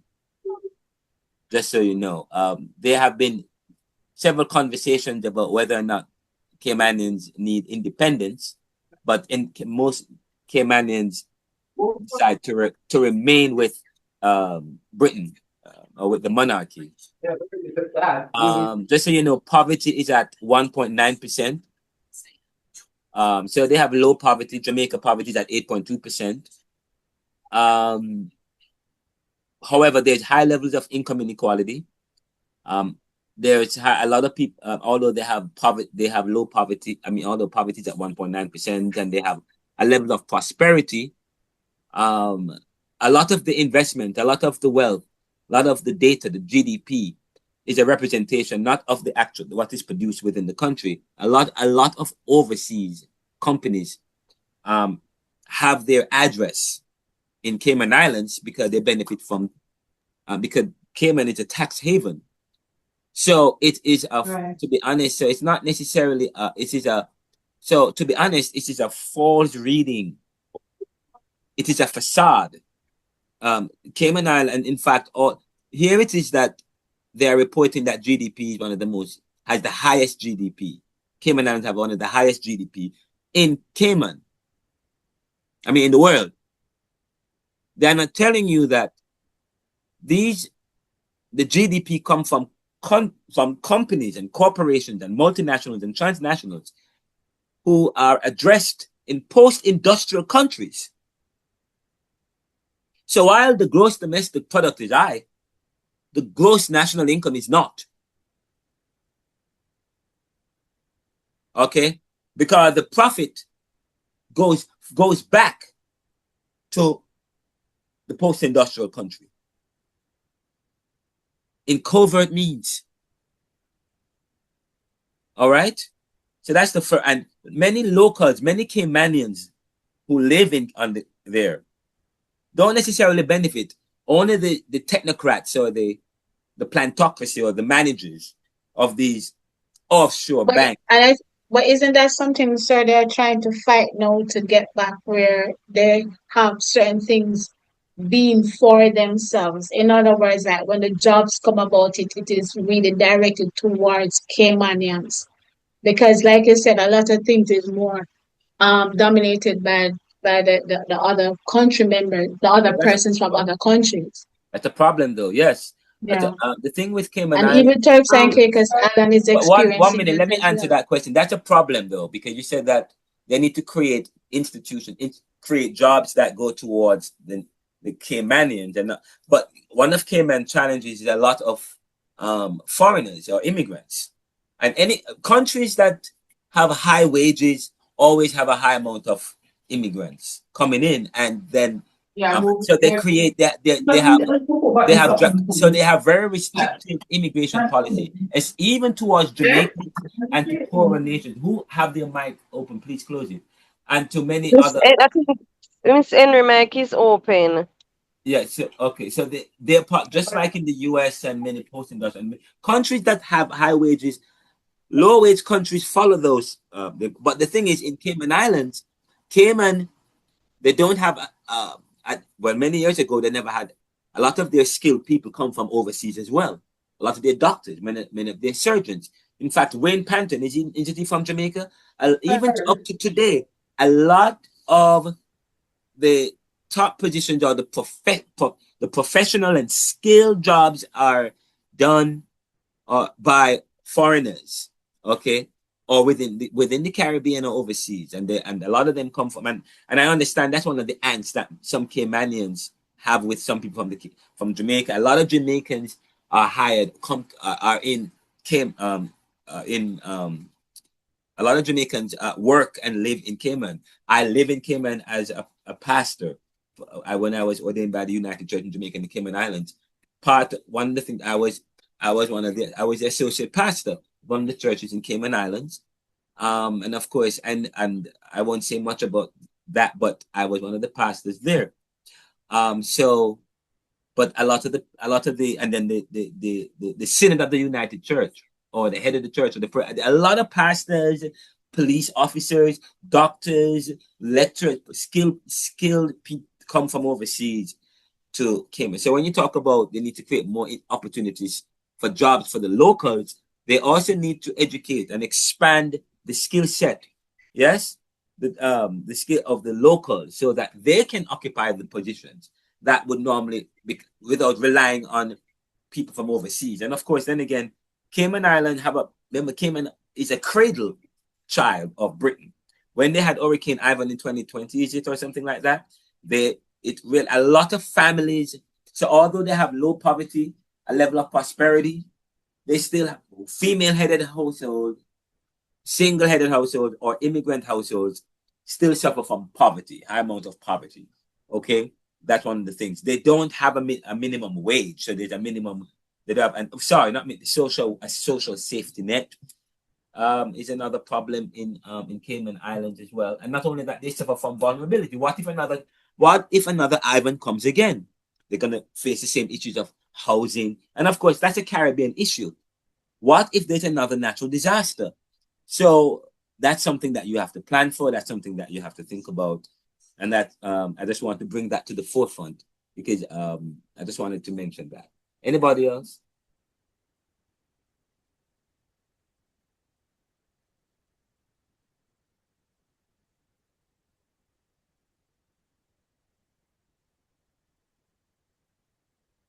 Anybody else? But good work on Cayman Islands. Good work on Cayman Islands. Anybody else go? Is that okay? What's the net? It's now 9:18. So we have group 5. Is group 5 ready? Yes, sir. The final group we take, and then we'll end, and then we'll do class. All right. Say that again, sir. Thank you, group 4. Very good job with the presentations. I appreciate that. Just so for the purposes of this class, you said that 4 of you presented and one person couldn't make it today. Which student was absent from your group? Sir, Nalisha is the person I know who could not have made it tonight. She sent her apologies. All right, she was stuck in traffic. I called her. She said she would have tried to log on, but I wasn't getting back to her.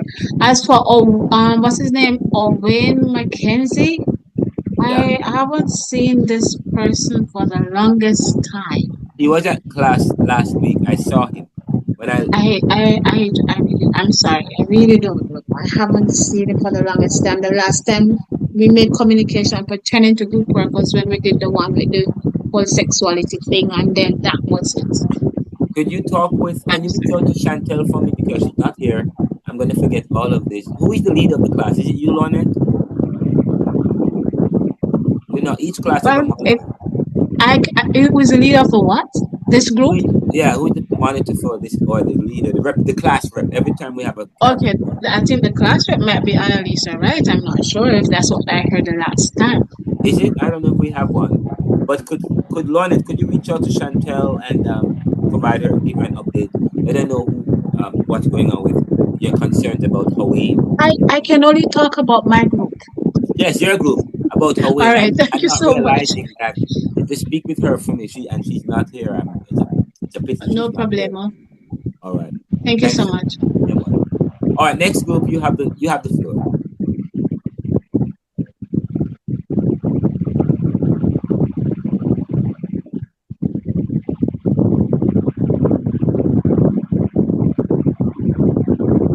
Can everyone see my screen?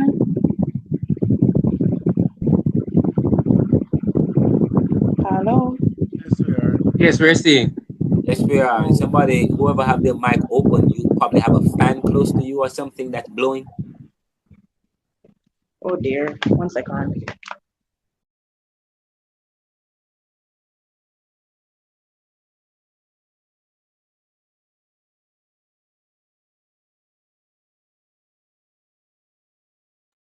Okay, I am back. Good. Okay.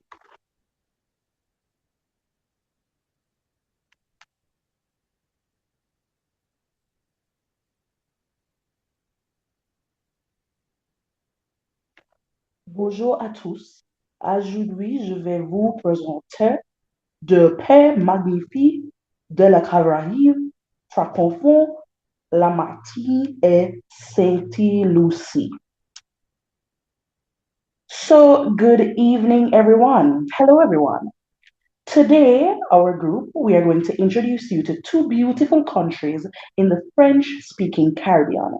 This is Martinique and St. Lucia. Now, I have a little bit of a background in speaking French, so I tried my French-speaking skills just now to emphasize on what our group will be doing this evening. Our theme, unmasking the guise of prosperity in St. Lucia and Martinique.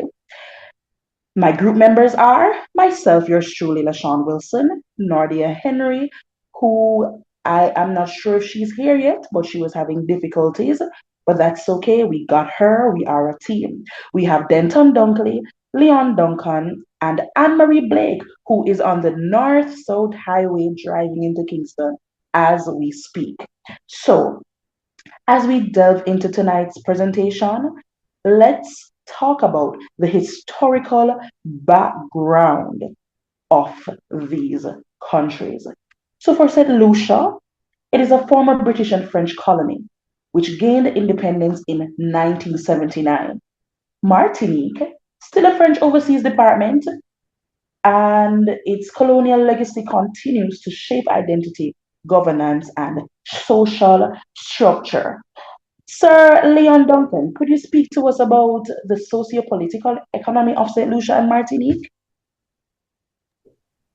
Okay, so let's dive into it. So, socio-political economy of the Caribbean is influenced by the intertwining of social and political and economic elements, often influenced by Western nations. So, according to one research, power and politics are embedded in societal narratives and norms, affecting political stability and economic decision making. Now, when political stability is messed up, so it is crucial to development, and when it goes awry, we see that there's mismanagement and confusion in policies, and we see that often in Caribbean nations. So we are still affected by our colonial past and our slave masters, and we need to break away from that. Now, when we did this research, we delved into comparing St. Lucia and Martinique. So we're going to go and give you some insights into these two nations. Now, the socio-political economy of St. Lucia. What do we realize here in St. Lucia is that, let's give you a little background on it. We'll go deeper into it as we get into more of the presentation, but St. Lucia is a small nation in the east of the Caribbean. So it's in the Caribbean Sea, that is east of the Caribbean. And it has over 100,000 people. So it belongs to several organizations, two of which are CARICOM and the Organization of Eastern Caribbean States.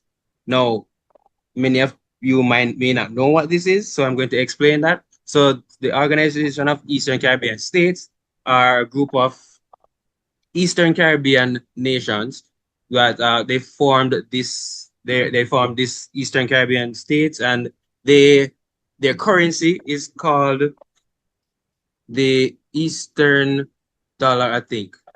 Eastern Caribbean dollar. That's what it is called. Yeah. Eastern Caribbean dollar, or ECRXCD. Yeah, we got it. Remember, we have time. Yes, sir. Yes, sir. So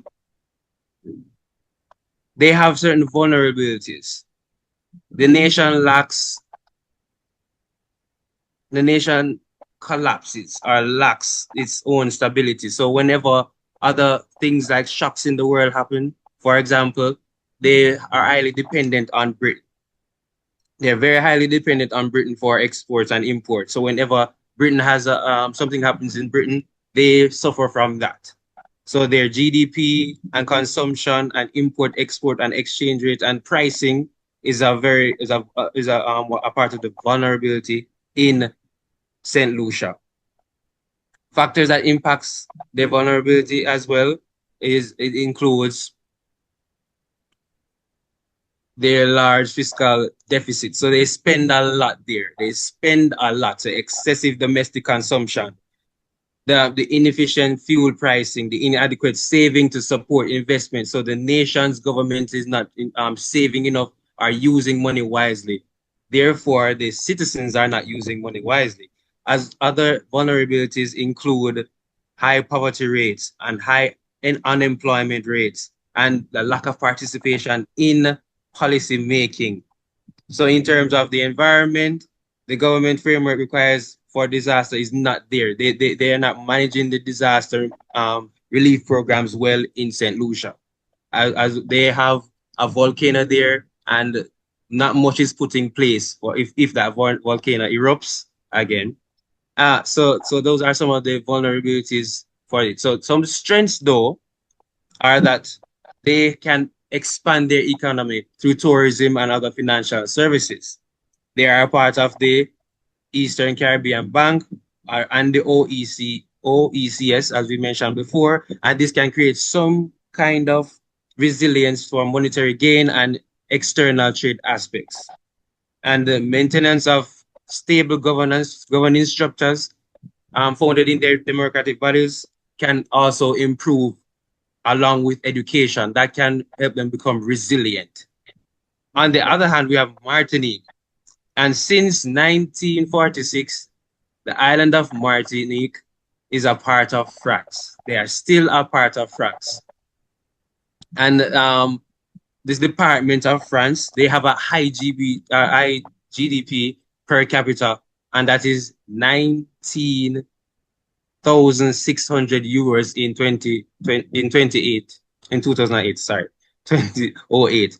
All right, so as you can see, the opposite between those two nations, one uses the Caribbean currency and the other uses the euro.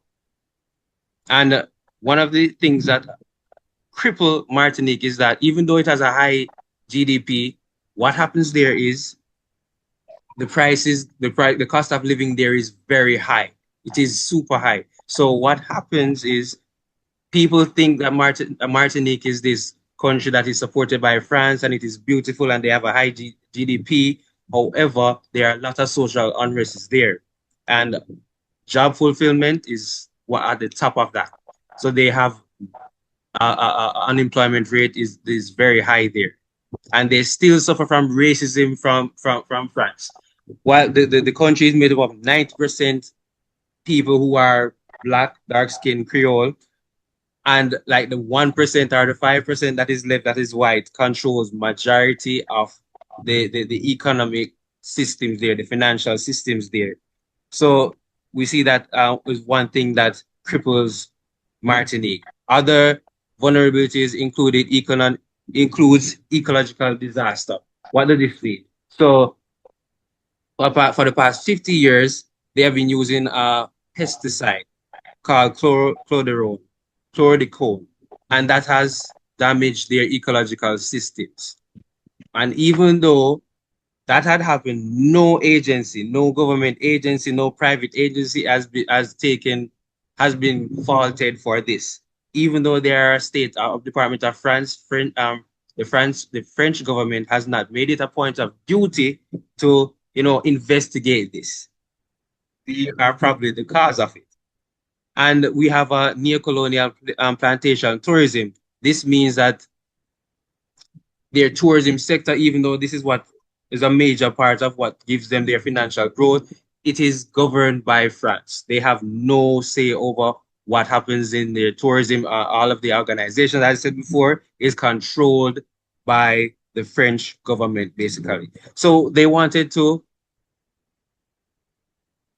stabilize their economy and create employment. So they tried to use sex tourism. This means that persons from outside of the country can come inside of the country and, the sex and prostitution, basically. So they tried to use that, but it was not working. They also tried to build other shops and hotels and parking lots and roads, but this was crippled also by the fact that the place was polluted. Now, unlike St. Lucia, that has a democratic government, the Martinique government is they are governed by the French government. So all their laws and everything that they have is governed by France. So we got into this research, we had no idea what we were getting into. And in comparison, we're comparing them. We realized that the two nations of the Caribbean, both of them are part of CARICOM, are governed in different ways. Makes you wonder if CARICOM is actually a thing. If Martinique still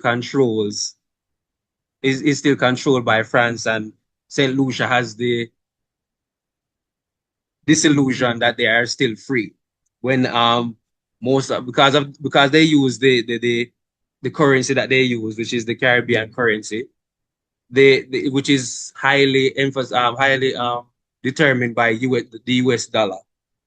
You realize that they are not free. They are still using things developed by IMF because that currency is created by the IMF. And in comparison, both of them suffer shock whenever other large nations are affected. Both need to reassess their economic models for long-term transformation. Martinique should prioritize ecological restoration, cultural reintegration, whereas St. Lucia should concentrate on diversification and participation in policy design, because most of their policies is created by France and it is meant to hold them down. Now, Caribbean nations like St. Lucia and Martinique need to emphasize Afrocentric paradigms in their policies and discourse to reframe these issues and create revolutionary answers. So in order to benefit or to grow their country and create financial stability and to prevent social unrest, they need to get back to their roots and depart from the colonial policies and laws that they are governed by currently.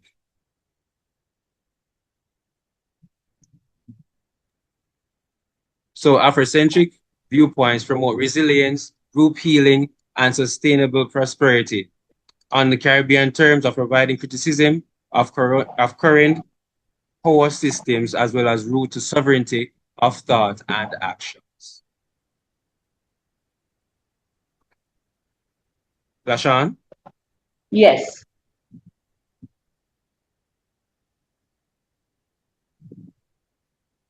All right. So we will be moving on to speak about the demographics and language of Martinique and Saint Lucia. So in regards to the demographic, I know Anne-Marie just said she's at a dead stop.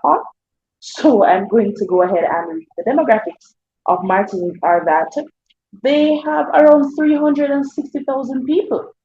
Their language is mainly French and Martinican Creole. The language plays a critical role in identity cultural retention, and the resistance. The demographics of St. Lucia, on the other hand, are about 180,000 people, according to the World Meter or Worldometer, and their language is mainly English and St. Lucian Creole. That's how that word is pronounced. Now we go to the religion and culture, which will be done by Denton Dunkley. All right, thank you, Lashan. Good. Before you go to the religion and culture, I just wanted to just draw your attention to Cayman Islands and Martinique. What are the if I were to ask you, what are the similarities, if any, between Cayman Islands and Martinique, based on the presentations today? Sir, I would say that both of them are still governed by a Western state, and they have high GDPs, but they still suffer from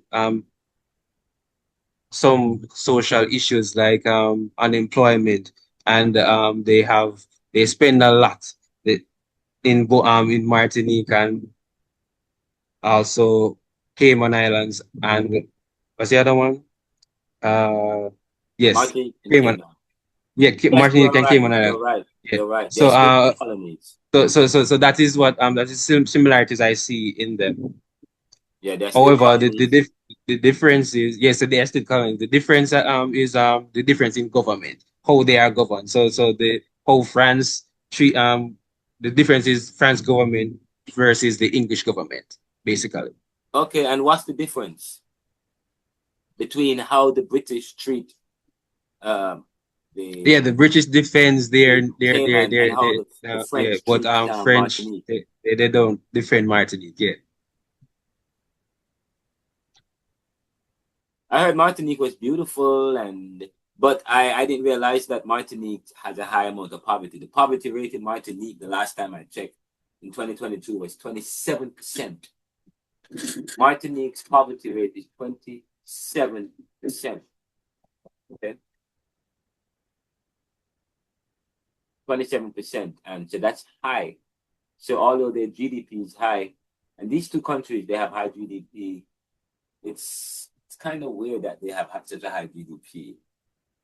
Yes, sir. I found it weird as well, because if they're making so much money, why are the people unemployed there? And when research points to the fact that most of the things, most of their economy is, exports for Martinique. That is their exports and tourism, and a lot of persons cannot They're fit. heavily reliant on imports. Go again, sir. They're heavily reliant on imports. Imports, yes. That's yes. Sorry. Because they don't make anything in these two countries. Yeah. Apart from music and tourism, because everything they have is imported. They spend a lot of money importing. So a lot of money goes. So they rely heavily, and not only that, they have a culture of dependency. So Cayman Islands rely heavily on British subsidies and funds, but Martinique more so. Then they rely heavily on subsidies, and they don't really have they don't really have a manufacturing and industrial sector. They have a financial sector, but the financial sector is really from offshore banking. Okay, and so a lot of the money goes overseas. Yep, that's part of it. However, Cayman Islands, the poverty is at 1.9%. Okay, as against Martinique, it's 27%. So something is happening there. Okay. Yes, Leon. So it makes you wonder when people say it's better if Jamaica had stayed under the British rule and governance, if we'll be better off. I'm thinking to myself, would we really be better off? Because we're with the two nations that we chose to research. One of them is say they are free, just like Jamaica, and the other one is still governed by their colonial nation, and we see that they are suffering there in both countries. So when compared to Jamaica, you can never really tell, would we really be better or would we be the same? That's a good question that probably we should take on. now that we are exploring all the islands of the Caribbean, maybe you can ask yourself, and you could do a study it. I mean, it will be better, but what I've said is that what we need is the Caribbean unity. I would say I don't believe staying with these countries will augur any better for the Caribbean. What? Because it will still be under a philosophy that continue to depersonalize and estrange us. Make us separate us or create a dichotomy between ourselves and our ancestral past. Okay. So, but then again, what I've said is that Caribbean integration is what we need. And not only that, Caribbean connection with its African roots and the African and those the people in Africa, the African nations. Or maybe what we need is an after American free trade, an American integration. I don't know, but these are good questions that we can ask ourselves. You know.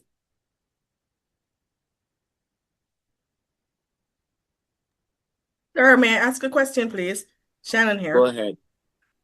Is it possible that we could have retained our Jamaican identity and still keep the British currency as our dollar? I mean, keeping the British currency.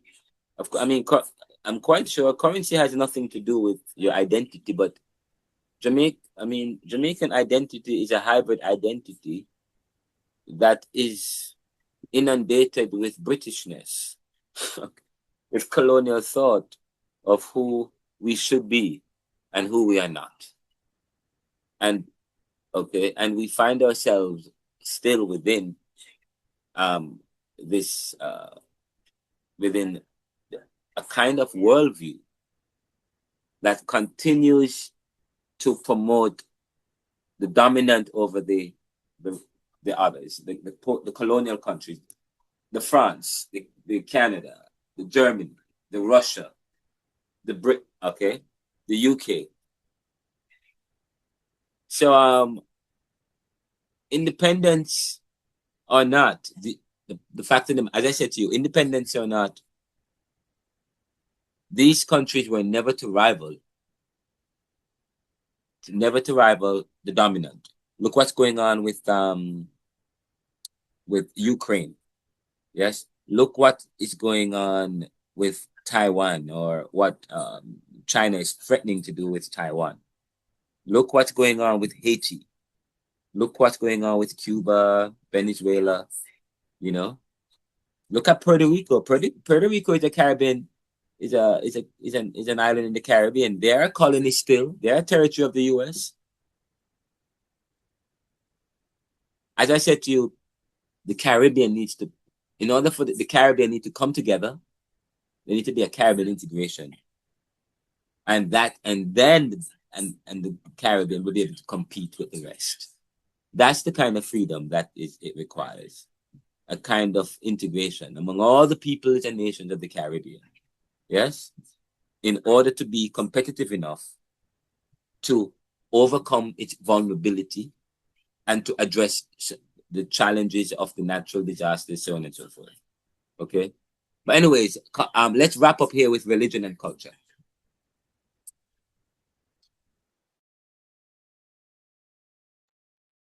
All right, so religion and culture. So predominantly Christians, Roman Catholic, and Protestant are in both islands, which is Martinique and St. Lucia, and they have both strong Christian roots due to their colonial history.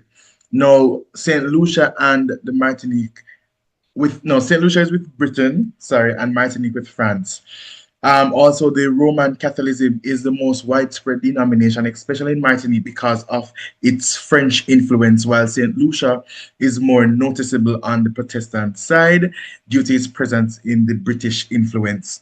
Also, Christianity helps to shape the island's holidays, their moral values, education systems, and their community structures. African spiritual traditions and cultural expressions persist strongly. So, despite the dominance of Christianity, African derived spiritual practices such as obia, voodoo, drumming, and ritual dance continue to thrive, often blended with Christian beliefs. And these practices are seen in festivals, music, storytelling, and seen in everyday customs. They also serve as a form of cultural resilience and heritage preservation, connecting communities to their African ancestry. And number three, religion remains a force for both identity and colonial legacy. And we'll say that religion plays a dual role. On one hand, it's a source of identity, unity, and resilience, shaping community values and cultural life. On the other hand, it reflects on the colonial imprint with the Europeans' religious systems having been imposed during colonization. And this also results in the complex blend. While Christianity provides a social structure, many still reclaim the pre-colonial spiritual expressions to honor their roots and resist the their cultural perspectives. Next slide, please. All right, so just a quick breakdown. So as we said earlier, that the St. Lucia, the former British colony, was colonized by France. And there's about 61% of St. Lucia who is Roman Catholic. We have 25% who is the Protestant, and kind of go down in Seventh-day Adventist, which is 10.4% based on the statistics. We have the Pentecostal 8.9, we have the Baptist, which is 2.2, Anglican 1.6, Church of God 1.5, and other Protestants 1.0. Now, other Christian like Evangelical and Jehovah's Witness, we have them at 3.4. Other religions, Rastafari and Hinduism are there, which the Rastafari is 1.9. The Hinduism is 0.3, Islam 0.1, and non-religion we have 5.9. So there is a total percentage of Christians at 90.2%. Now, and we'll have seen a more recent in the Roman Catholic, which fell from 50.6 with a secular rising to 14.1, reflecting a notable shift since 2010. Right, so there is also a breakdown for Martinique, where overall we know that it's a French overseas department, and the Christians are at 96.5. Roman Catholics are approximately between 85 to 90%. The Protestants are the modest minority, and this includes the Evangelical and the Adventists. Other religions such as Islam and Hinduism are under 1%. And the secular or unfiltered are at 2.3%. Now, when we look at the Catholics, they are more dominant at the 85 to 90%. The Protestants are small, but they are growing. The Muslims are at 0.5. The Hinduism are 1%, and non-religion at 2.3. So realize that Catholicism is established as a principal religion for both French and the British rule. The Protestant tradition surged under the British influence, particularly the Anglican, the Pentecostal, the Adventist denominations. African spiritual traditions such as Rastafarism reflect on the synchronism and the Renaissance through often a small official count. And we have the secularization is on the side, especially in St. Lucia, where none climbed from 6% from 2010 to 14% by 2022.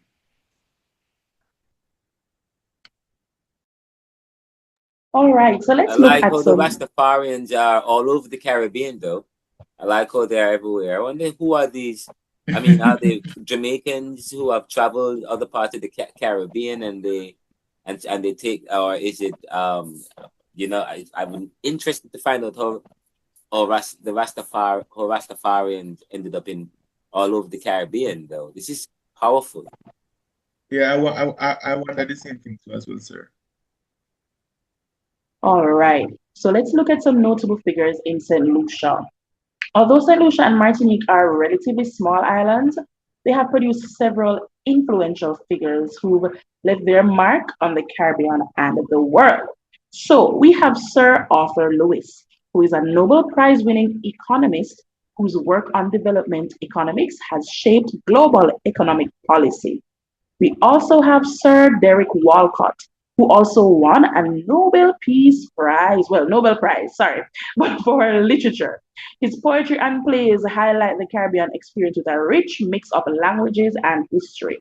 Now, everyone is supposed to know Gillian Alfred based on her recent win at the Olympics.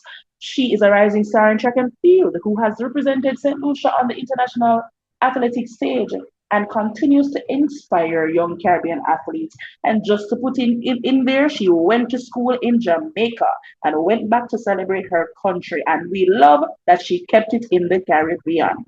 So for notable figures in Martinique, we have Aimé Césaire, a renowned poet and politician and one of the founders of the Negritude movement, which celebrated Black identity and rejected colonial racism.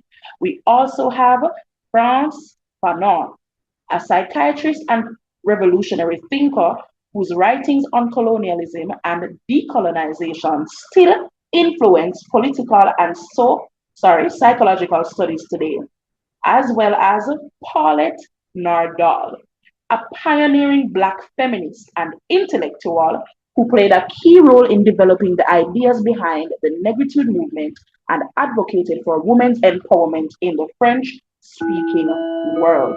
These individuals, my classmates and my lecturer, have helped shape not only the identity of their islands, but also the cultural, political, and academic landscapes far beyond the Caribbean. So to conclude, by the way, 1 minute. Césaire. Yes. He quite powerfully talk about the negritude. You guys, when you get a chance to read about negritude, the idea of Black identity, and in the last class I talk about that Black characteristics or the African characteristics according to Karenga. Okay, we'll talk about that. But that's part of the negritude movement, embracing Black identity, in terms of looking at the characteristics of the Black man, of the African, as against that of the European. And of course, Frantz Fanon. You might hear me talk about Fanon all the time in this class. And if you look at your syllabus, 2 notable books by Fanon, which is part of your recommended reading. Black Skins, White Masks. In that book, in Black Skins, White Mask, he says the Negro is not, full stop, any more than the white man. The Negro is not, full stop, any more than the white man. In other words, the Negro is trapped in his inferiority, while the white man is trapped in his superiority. So it's as if the white man must always have money and always drive a good car or always excel and so on and so on. And so if a white man projects something else, then that's a problem in a sense. And of course, as against the white man, the Negro is not. He's also trapped in his inferiority to think and act in subjugated ways or in certain ways defined by society in a sense. So for Fanon, the problem is not just with the Black man, or I don't like using the word Black. It's not with the African, it's not with the other. And the problem also relies within the white man himself, both within the white man, within the Black man, because so that's the problem because they are both trapped. Society has trapped them to think in ways that divorces them from who they ought to be or who they are as human beings. Kierkegaard said, "Once you label me, you negate me." So it's within that mindset that Fanon here speaks in that book, Black Skins, White Masks. And in the book, Wretched of the Earth, he also creates a more potent and poignant power. He says that that the Caribbean there must begin a new history of man, the Caribbean. So, and he wrote that book between the 1950s and published in the 1960s. Then he died as the book was published. But in the 1950s, 1955, he had the Bang Down Conference. So he wrote in Record of the Earth, the Caribbean must begin. As we think about independence and freedoms and so on, and we think and the nationalist war for independence, the revolutionary war for independence, as we think about creating a new Caribbean, a new people, we can't create it within the mindset of those who had enslaved us. Okay, and it can't be ceremony. It can't be ceremonies. So we must rewrite history in a sense. He says that Fanon as tabula rasas, as blank slates. So that's quite powerful. Okay. Anyway, so wrap up this and then we end class. All right. So to conclude, 1, colonial influence still impacts identity, autonomy, and opportunity. 2, both islands reflect resilience through language, leadership, and culture. 3, true post-colonial progress demands cultural revival and Afrocentric policies. Now, quickly, I just want to give some fun facts about the countries. So, a piece of France in the Caribbean. Martinique is an official region of France. Its currency is the euro, which we spoke about earlier. You can sip espresso on the beach and buy a fresh baguette at a boulangerie. Another fun fact, and if you guys knew this, which Sarah wanted to do before you before you gave us the additional info, just show me some of the emojis with the hands up or the thumbs down in the chat as I go through the fun facts, guys, if you want to participate. So, I don't know who knows Napoleon Bonaparte, but Napoleon's empress was born here. Empress Josephine, the wife of Napoleon Bonaparte, was born in Les Trois-Îles, Martinique. Also, there is rum agriculture paradise. So agricole paradise. But did anybody know that the wife of Napoleon Bonaparte was born in Martinique?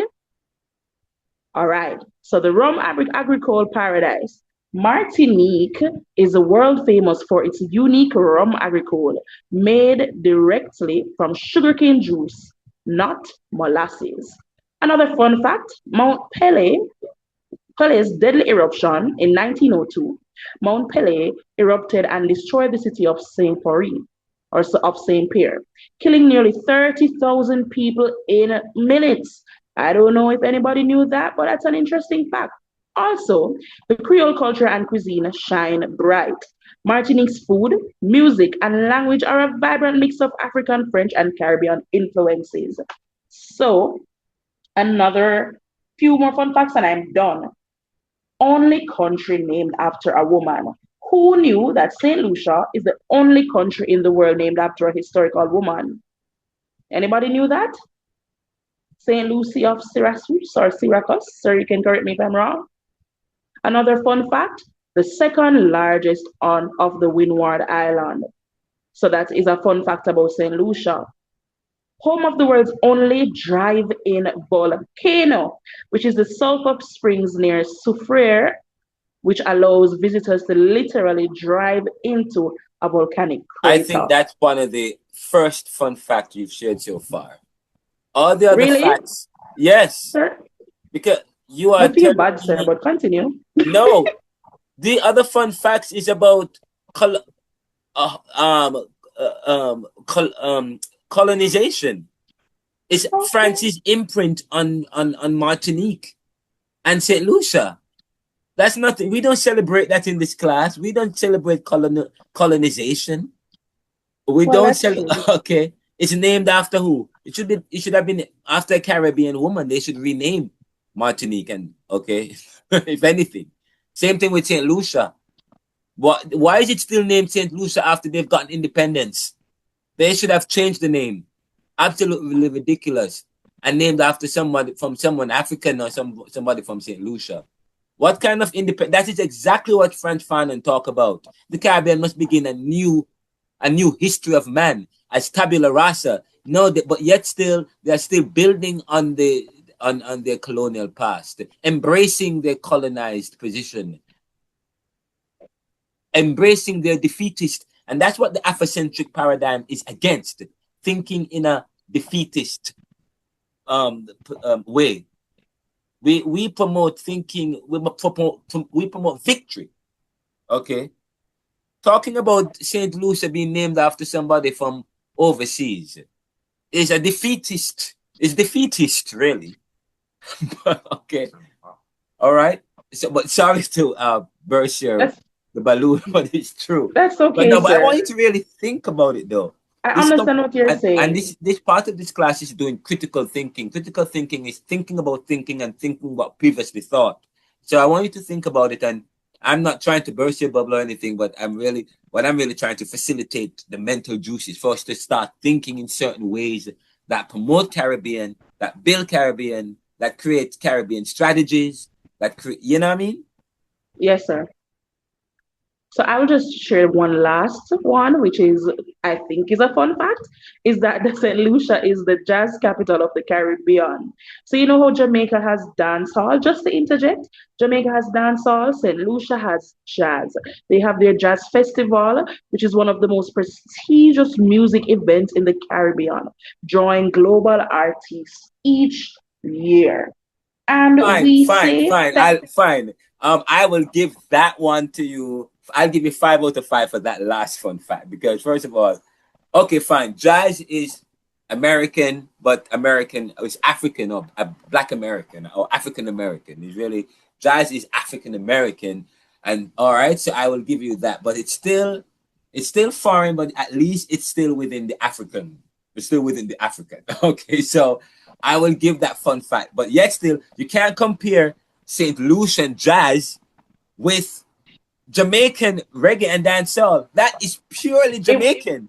It was not necessarily that. Jazz come from overseas. Okay, and they're embracing. Yes, St. Lucia, you can be the jazz capital of the Caribbean. All right. Because first of all, that is imported. What we have is original and organic in Jamaica. That's true. That's true. But as a Caribbean nation, they hold true to their to being the part of the Caribbean that represents jazz and represents it well. So that was my reason for making the comparison. So jazz is to St. Lucia in the Caribbean as dancehall is to Jamaica. I understand what you're saying though about not bringing an Americanized thing and calling it a Caribbean thing, sir. But I just wanted to make a little comparison to say where different things are found, where you can identify something in the Caribbean. But you're not wrong, or you're not wrong or right here. I'm just showing another. It is my responsibility as a professor to provide another perspective, so you can think about that perspective with the one that you have provided. So now you can come with a more clearer. You can develop your conclusion even better. Yeah. Yes, sir. All right. Yeah. Go ahead. Okay, I understand, and thank you. Thank you for saying that, sir. So thank you as well, class, for listening to my group. Again, I do apologize on behalf of my 2 group members, sir, Nardia Henry and Anne-Marie Blake, who are still at work, unfortunately, and they're driving back into Kingston. So that is the reason why they were not able to be a part of the presentation, but they absolutely did their part, and it's been a great pleasure working with this group. Thank you so much, class. Good night. Thank you, guys. And please send a copy of each presenter, please, group, send your presentations when you have completed them to Chantel with references. Okay, please show references where you have gotten your information at the end. So send that. You'd have to send it right now, but you can send that before the end of the semester. So next week we'll have. Excuse me, sir. Yes. So you want the PowerPoint because I've sent a written document, but you want the PowerPoint as well. That would be great. Send the PowerPoint as well. Yeah. All right. Okay. No problem. Yes, please. And just so next week we have group 6, 7, and 8, and that's it for next. So 6, 7, and 8. So this is great. I didn't know that group 5 we're gonna be able to fit in group 5. But you guys did well. And we even had discussions. It was really good today, man. I'm looking forward to next week, group 6, 7, and 8. I'm gonna run. I'm gonna end Sir, class. one Yeah, more go ahead. thing, one thing before you go.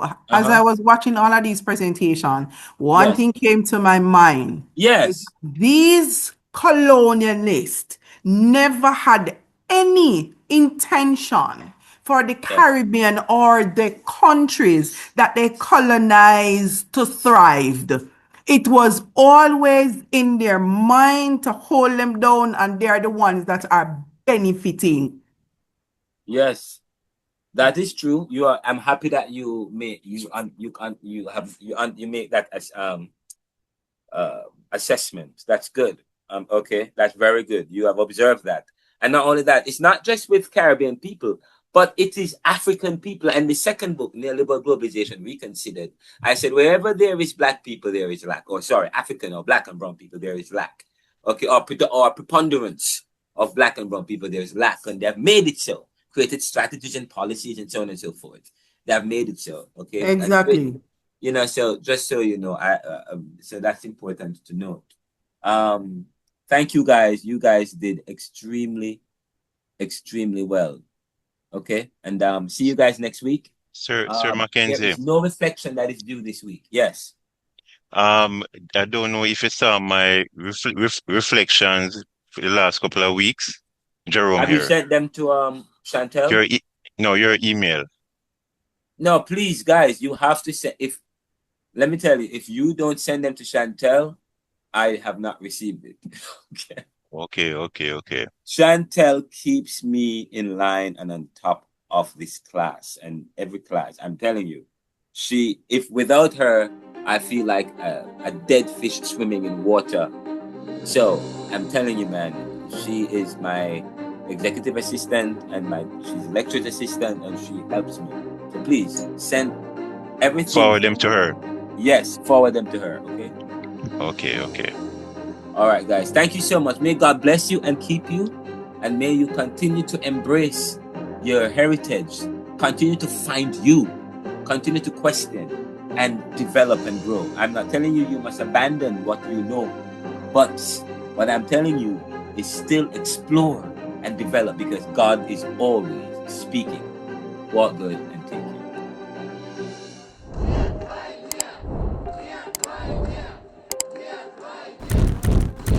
This is the Neoliberal Podcast.